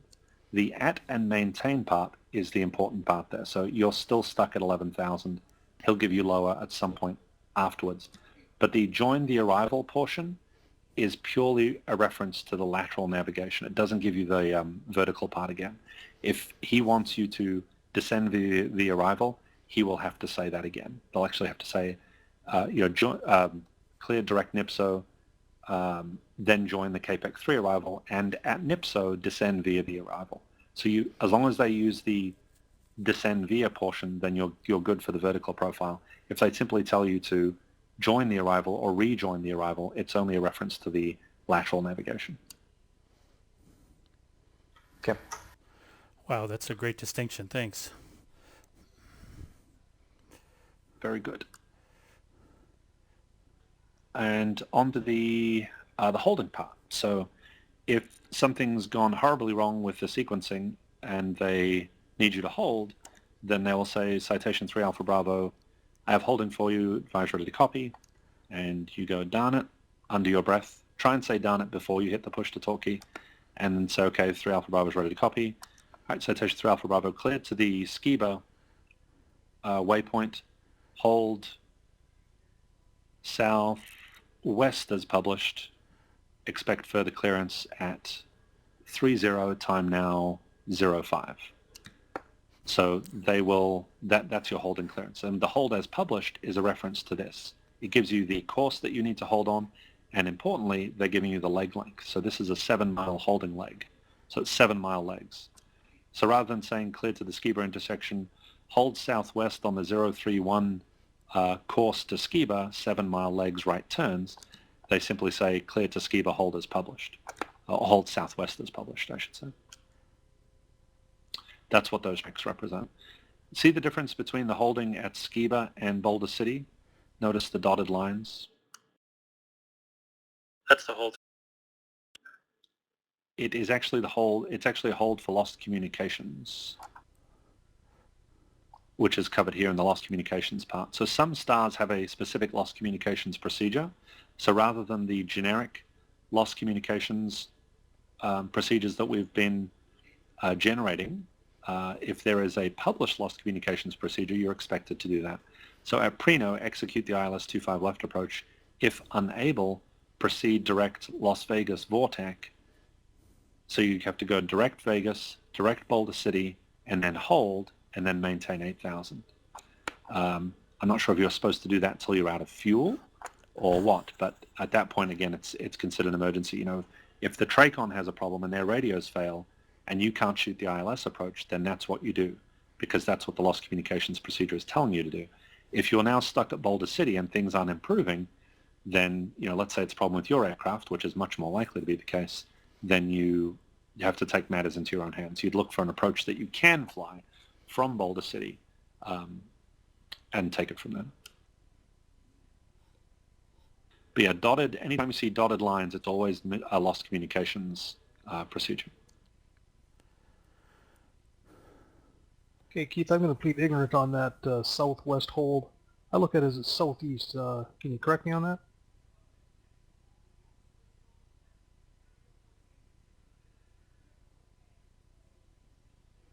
Well, I saw the 030 chart, which is, sorry, the 030 course inbound. So it's a northeast inbound course.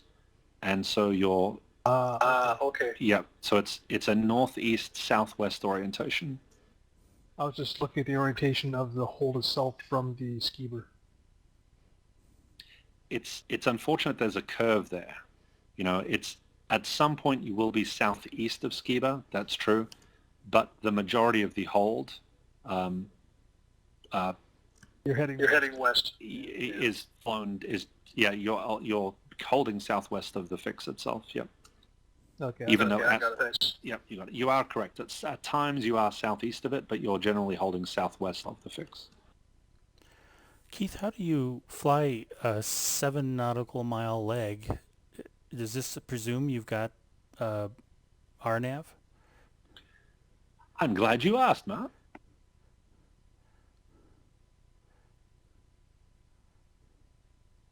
He's going to whip out the annotation. We're going to finish on the annotation.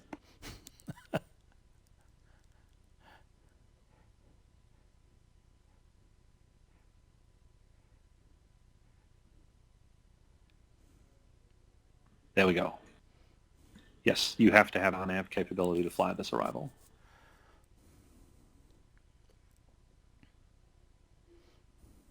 That was established way before we had the holding, too. Notice there are no VORs in reference to all of these waypoints. So how would you identify Capec, Ipumi, Nipso, Sunset? There's no radials or VORs that they're based off of. The entire procedure requires RNAV capability for sure. So I Well, guess not when only I'm that, the difference between having triangles for a standard intersection and the fact that you have these kind of rounded stars is the difference between points and intersections. Those waypoints don't have any physical location in space. They only exist in the RNAV GPS database. Right, yep. Correct. Mark, what were you going to say? Yeah, so what's bothering me here is sort of the, although this isn't a square, what's bothering me is sort of the square root of 2 problem here. That 7 nautical miles is measured from what?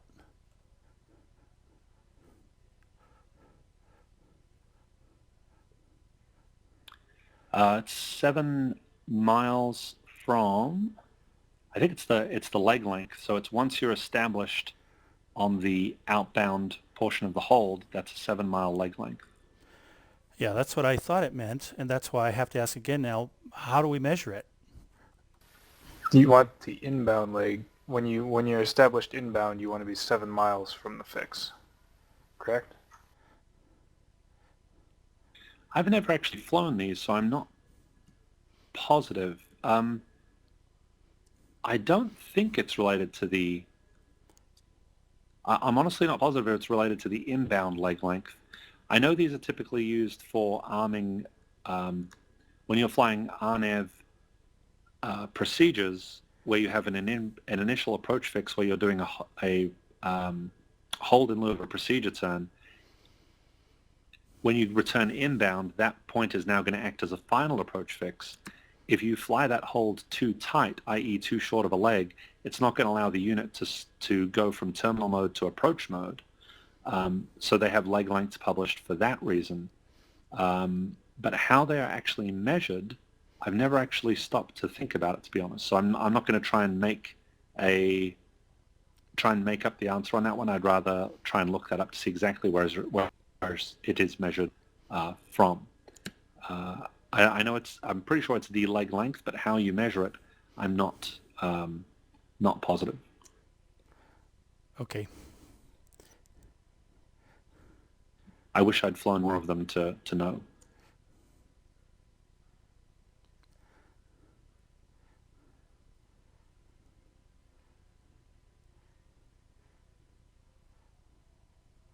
Yeah, the big question here is when is it okay to turn back inbound towards Skiba?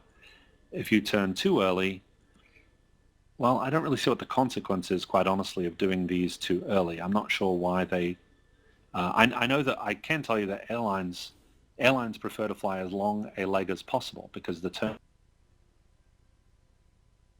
for example, 3-mile legs is not much fun. So they allow up to a 7-mile leg. If you were to cut that short, practically speaking, I'm not sure what the ramifications of it would be. But they certainly don't want you doing more than 7. Yeah, it's just 7 miles is such an odd number. You know, if it was 5 miles, that would make sense because, you know, that's basically a minute. Or if it was 10 miles, that would make sense because it's 2 minutes. But 7 miles is just weird. It's got to be. Well, it's the intersection. If you go to SkyVector and look at it, it'll explain it pretty good. You're coming off of the Golf's VOR. Let's see, what radial is that? I can't. 308. You're coming off the 308. You cross the 308 on that leg that you're following. It's 7 miles to, looks like, the 30 DME. But none of that is published on this arrival, though, Calvin. No, but he was asking how would you measure it, and you know, I'm just telling you what I'm looking at. I do see, you know, it's 7 miles from that intersection which crosses that radial that I was talking about on the V135, and that intersection is on the V394 and it's 7 miles to, like I said, to that, I think it's, yeah, the 30 mile mode C. I'm not saying they should have put it on there or not. I'm just answering the question how you might measure it.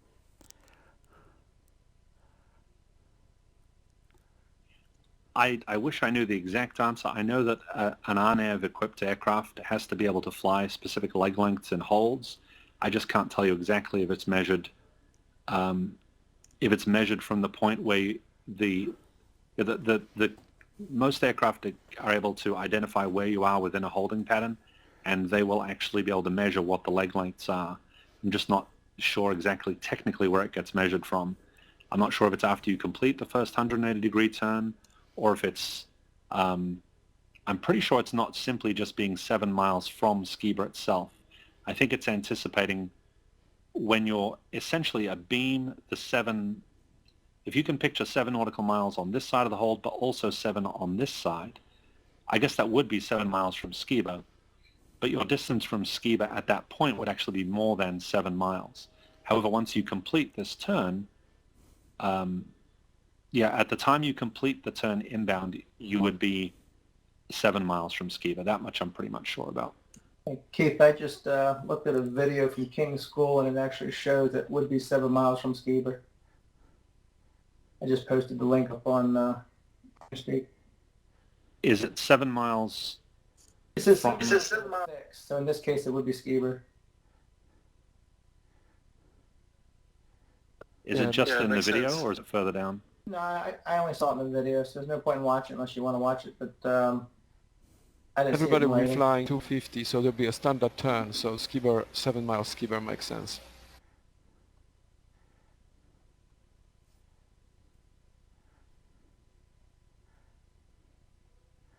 Yeah, actually that does. At 250 knots, 1 minute leg would be about 5 miles, which would be about 7 miles from Skiba at that point. Exactly. Gotcha. Oh, look at that! Look at that! There was 7 on it, right where you're 1 up, right there. I think that's just the chapter number somehow. Well, it said something about the distance for 7. I didn't know.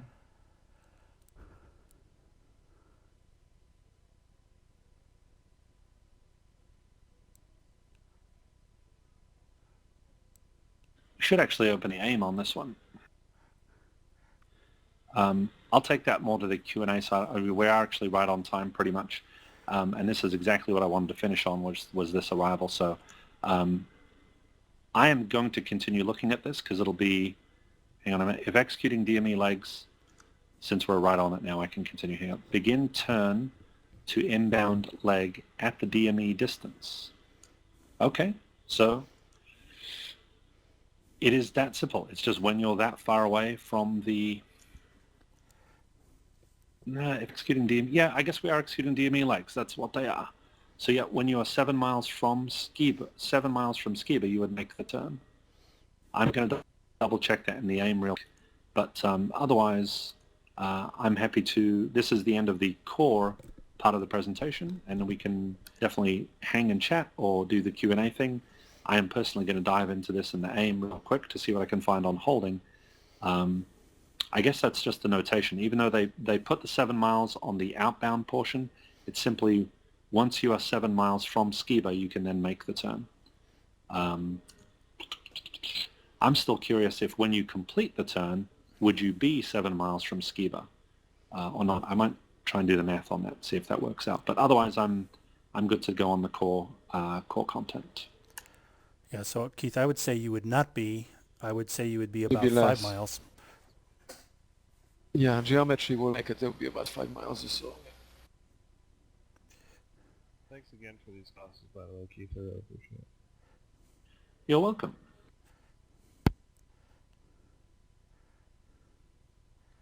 Thanks for coming, everyone. This is actually a really good turnout, considering I did 0 promotion of this because it's been a tough week health-wise, and a tough 2 weeks with some health issues, and now traveling. I did some last-minute traveling here for PilotEdge, so I wasn't able to promote this. But thank you, everyone, for coming along. I appreciate it. Hopefully, this was a little fun, quick one, and a little bit lighter than some of the other ones we've covered, and I'm hoping that some of the knowledge that we got from the SIDS and en route stuff also applied here and made it a little bit easier to digest this material. So next week, real quick, not next week, but 2 weeks from now, we're going to dive into the world of instrument approaches. I guarantee that will be fun and interesting. There'll be lots and lots and lots of cool stuff to cover on that. And it will almost certainly be more than one workshop. We're going to do precision and non-precision contact approaches, visual approaches, all that good stuff.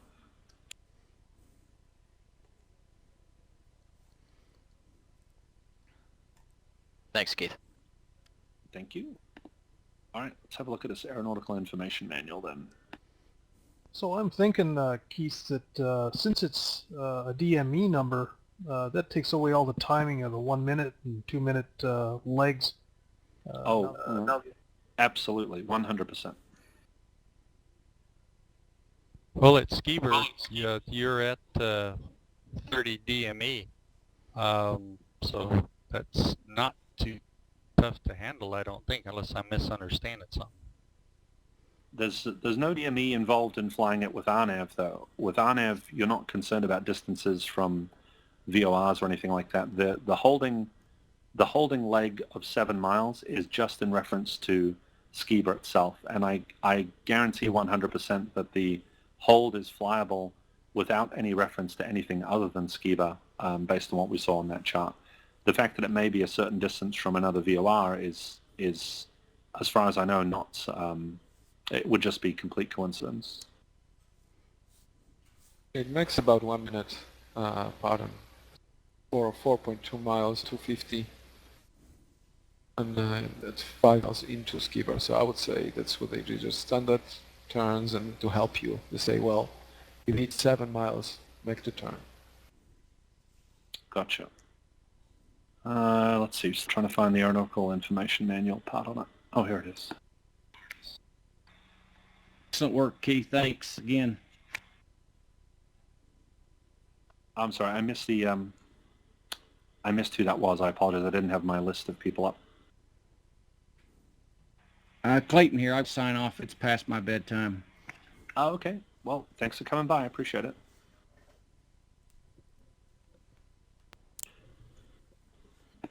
Any GA pilots here had to fly a hold before that was assigned by ATC that you weren't expecting? In the real world? In the real world? Or yeah. on PilotEdge? No, real world. Yes, a long time ago. I caused someone to hold once at my airport. He was closer than it was 3 of us arriving back at Lincoln Park Airport. 3 of us were IFR, but one of them canceled. And I'm not sure why he canceled, because it was actually IMC.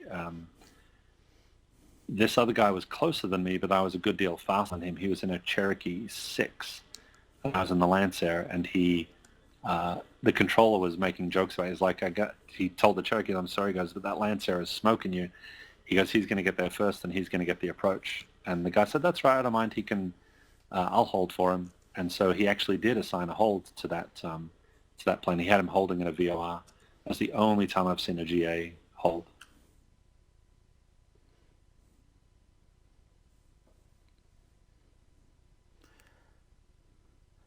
As a passenger coming into Denver Airport, I've been in holds in the summertime many, many, many times.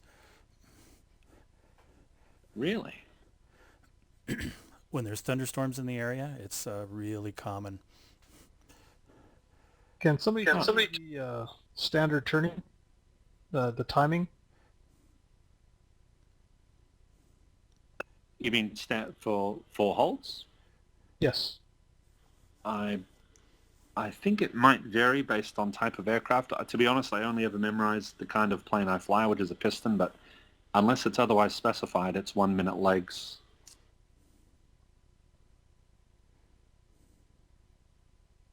Okay.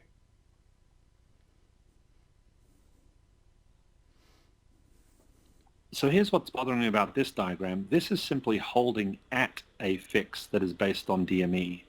So this is a hold where we're holding at the 15 DME fix, the 15 DME has nothing to do with leg lengths. That's just where the fix at which you are holding. So what I'm trying to find is a description of lengths here. I think if you go down a little bit further, like 537 and 536, it should have it. There we go. So here's the, if you're at or below 14,000, it's 1 minute legs. If it's above 14,000, it's 1.5 minute legs. Here we go.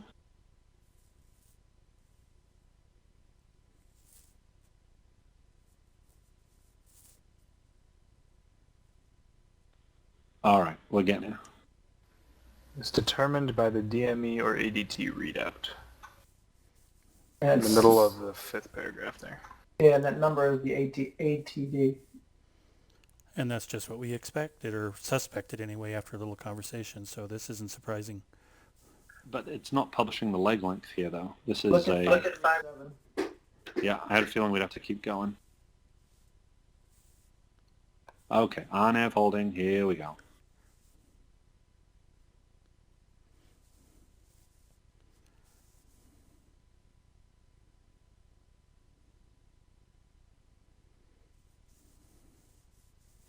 What does ATD stand for? A long track distance. Gotcha. Okay, so the leg length throws away the timing, which we knew, and all right, so it is referenced to the distance from the fix at that point.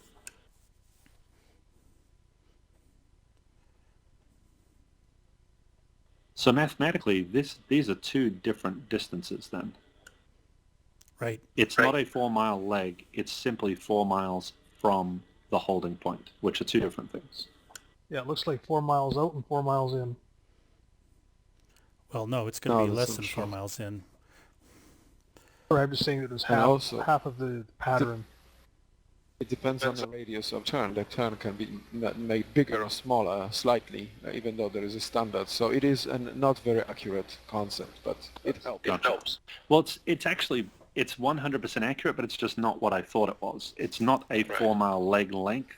It's very close to it, and practically speaking, you'd call it a 4 mile leg, but it's actually not a 4 mile leg. You're 4 miles from the fix along the hypotenuse, essentially. But if you were to look at the, what this actual length, this leg length is, it'll be less.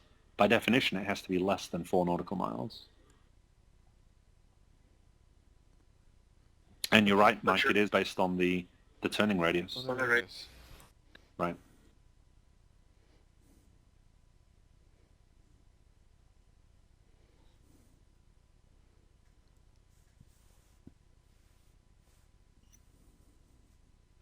That's good to know. How much? I feel like the wind could affect that pretty drastically too.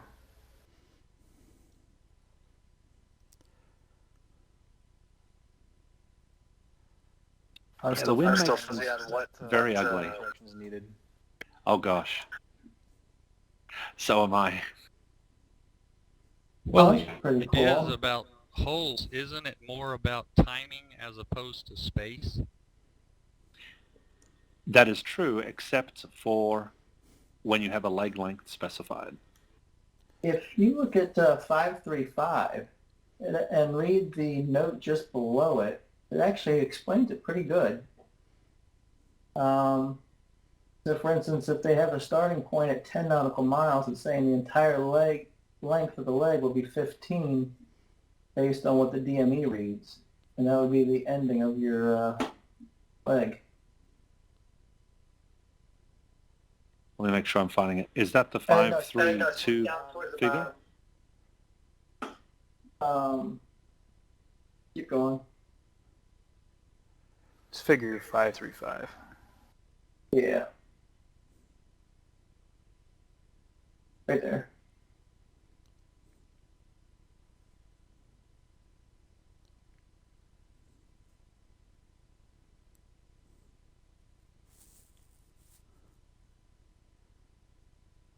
Yeah, but where is the leg length defined at 5 nautical miles?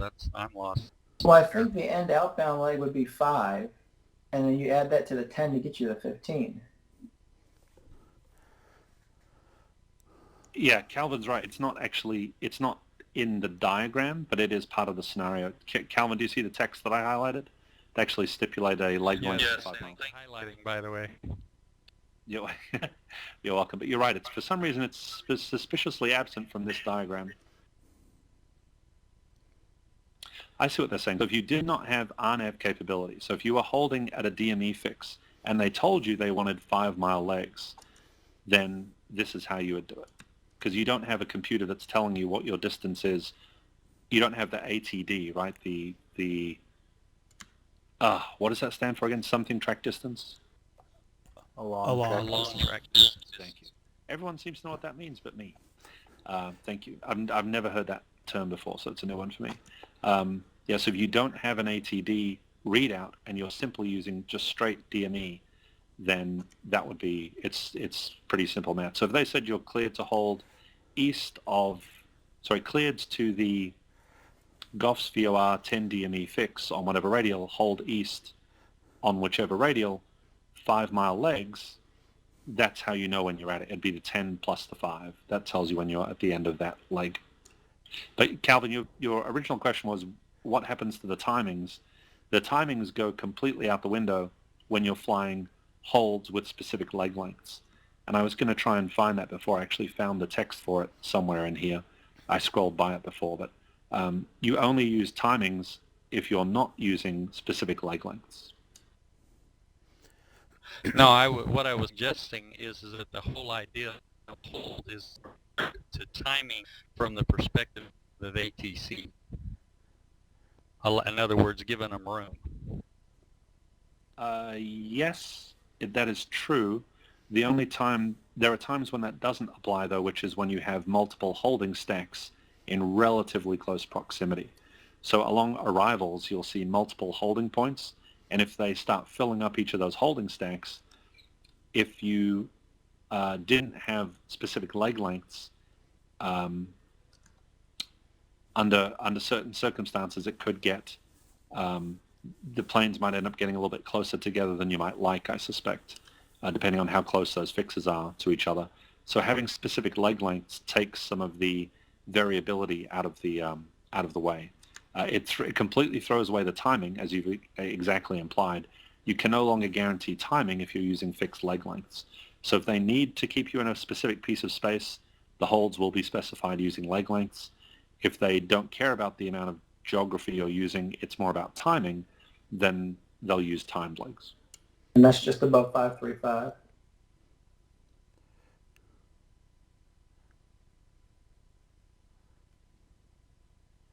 Is that in section 5 right here, point number 5, or somewhere above it? Number 4, excuse me. It's right above you. Right, yep. And Keith, we should probably be clear, even on that 535 picture where they're talking about a 5 mile leg, that length of that leg is not 5 miles. Right.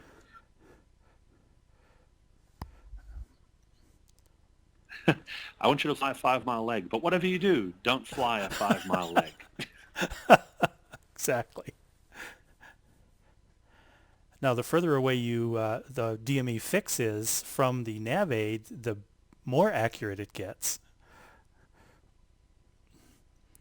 Yeah, I'm wondering if it said, like that other example we had was 7, instead of using the 5, would that actually be 17 instead of 15 now? Oh, sure, yeah. Yeah, because it's what they're talking about when they say it's a 7 mile leg, it's the distance from the holding fix to the end of the outbound leg. That's that straight line distance, which is basically the height. If you were to draw a triangle, oh, he's going to whip out the annotation tool.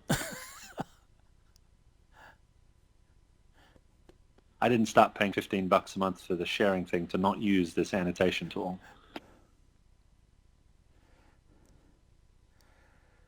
Well, apparently you did. Now here it is. I'm going to use it.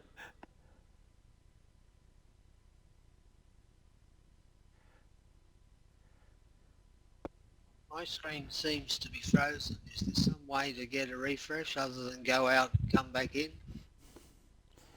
Hey, Kim. No, I think that's the only way to get the refresh. Thank you. Should be able to just hit refresh in your browser and it'll accomplish the same thing. Meaning, I don't know,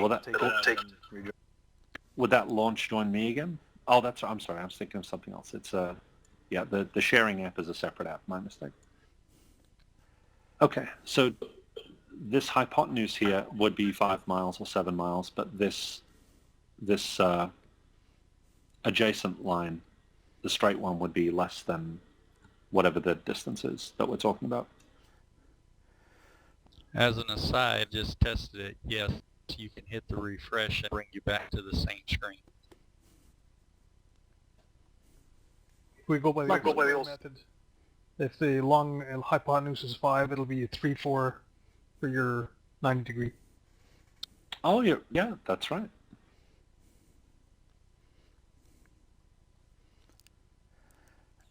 And we all thought we'd never need that 3-4-5 triangle. I use it all the time in construction.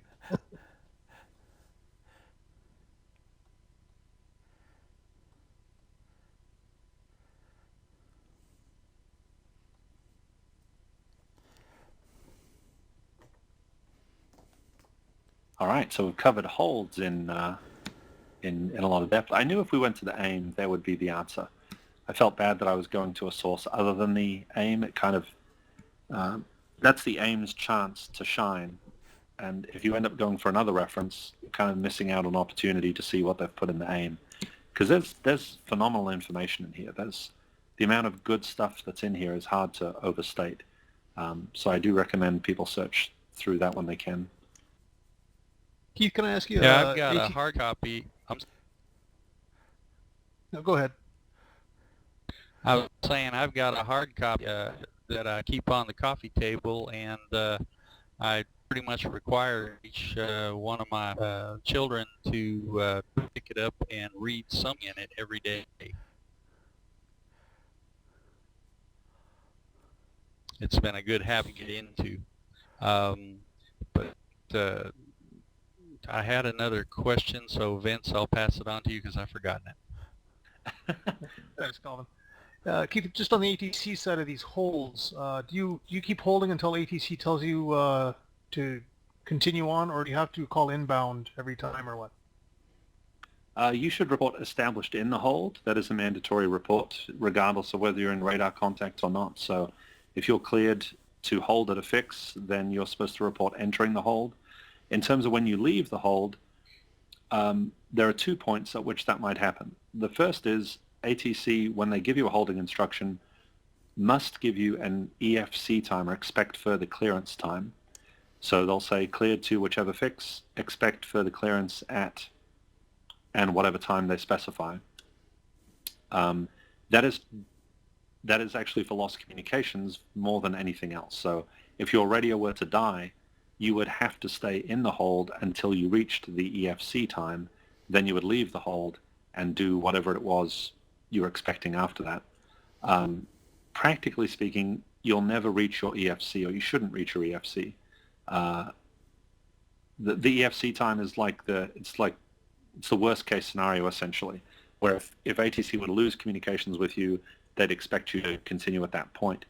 Most likely they'll pull you out of the hold well before that. So if 2 people are waiting to shoot an approach, 2 people are going into the same airport IFR, only one of them can get the approach, the other person gets the hold, I will generally tack on about a 30-minute EFC for the person who's holding. Does that mean they're going to hold for 30 minutes? Absolutely not. It means they're going to hold until the first person cancels. The minute the first person cancels, that second person's going to get pulled out of the hold and given their approach clearance.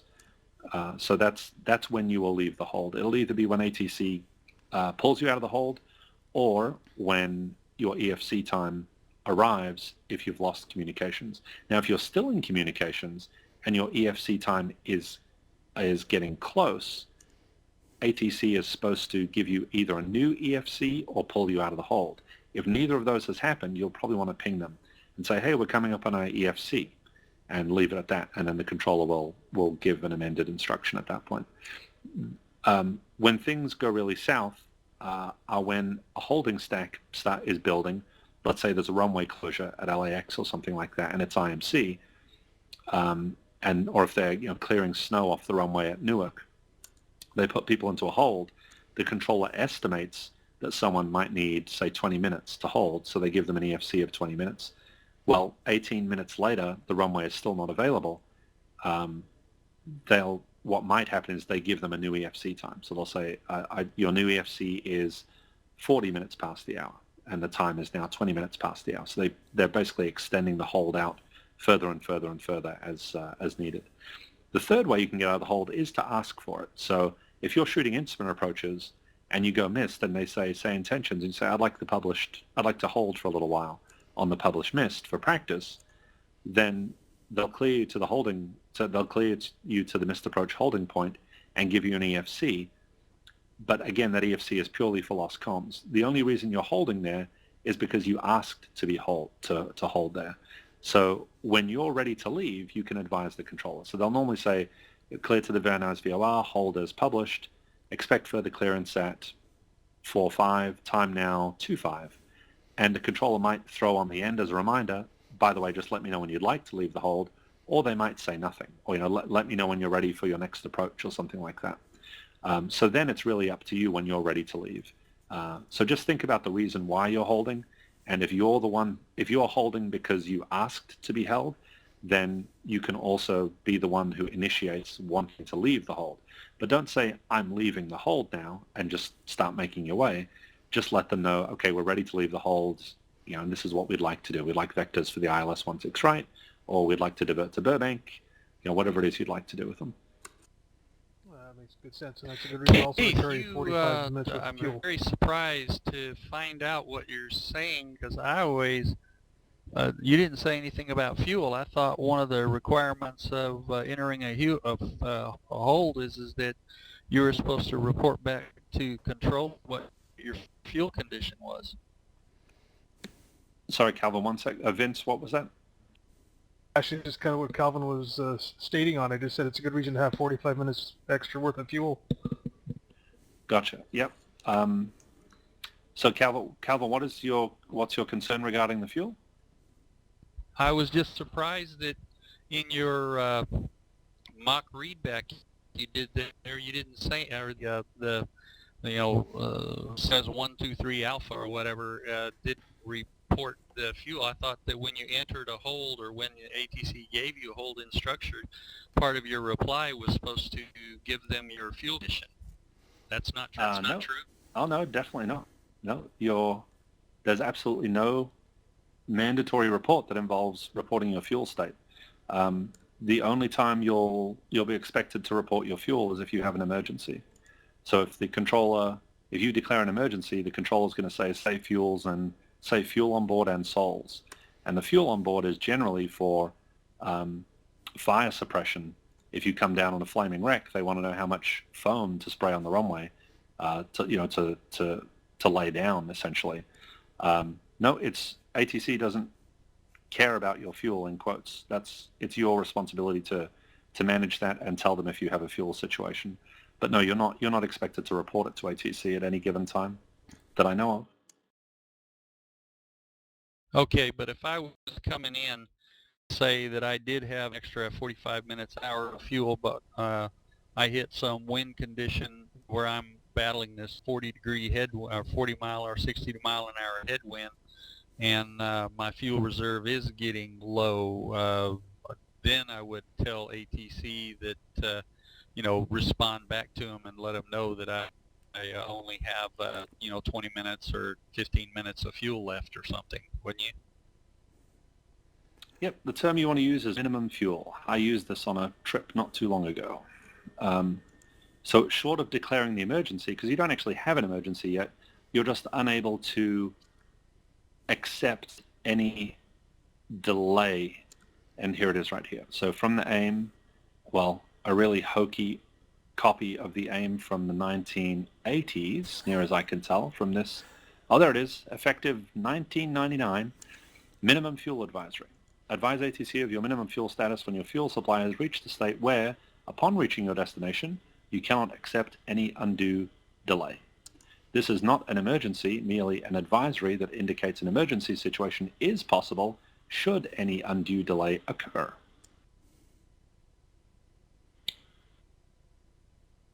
So I declared this once when it was exactly what you described. I hit steeper than expected headwinds. I kept going, and I let the controller know that I was minimum fuel. And a little while after that, I then said, okay, we're actually not going to, I'm not comfortable continuing to our destination. We're going to divert to some other field. Yeah, so you, if you were at minimum fuel, sorry, if you were concerned about your fuel and they gave you a hold, that would obviously be a problem. But by stating that you have minimum fuel, that's likely to reduce the chance that you're put into a hold. That's not true in 100% of the cases. It depends on why they're holding people. But it lets them know what's going on with your fuel. Again, it's not an emergency, but it lets them know I can't really take much of a delay. Then if they put you into a hold, then you go ahead and declare the emergency, and that'll get you out of the hold quickly if possible. Then you'll just have to answer for why you have no fuel. Okay, so as I'm coming in, I need to be proactive when I contact approach and respond to them. Cessna 910 Charlie Juliet 6000 minimal fuel. Minimum. Yep, correct. All right, thank you. You're welcome.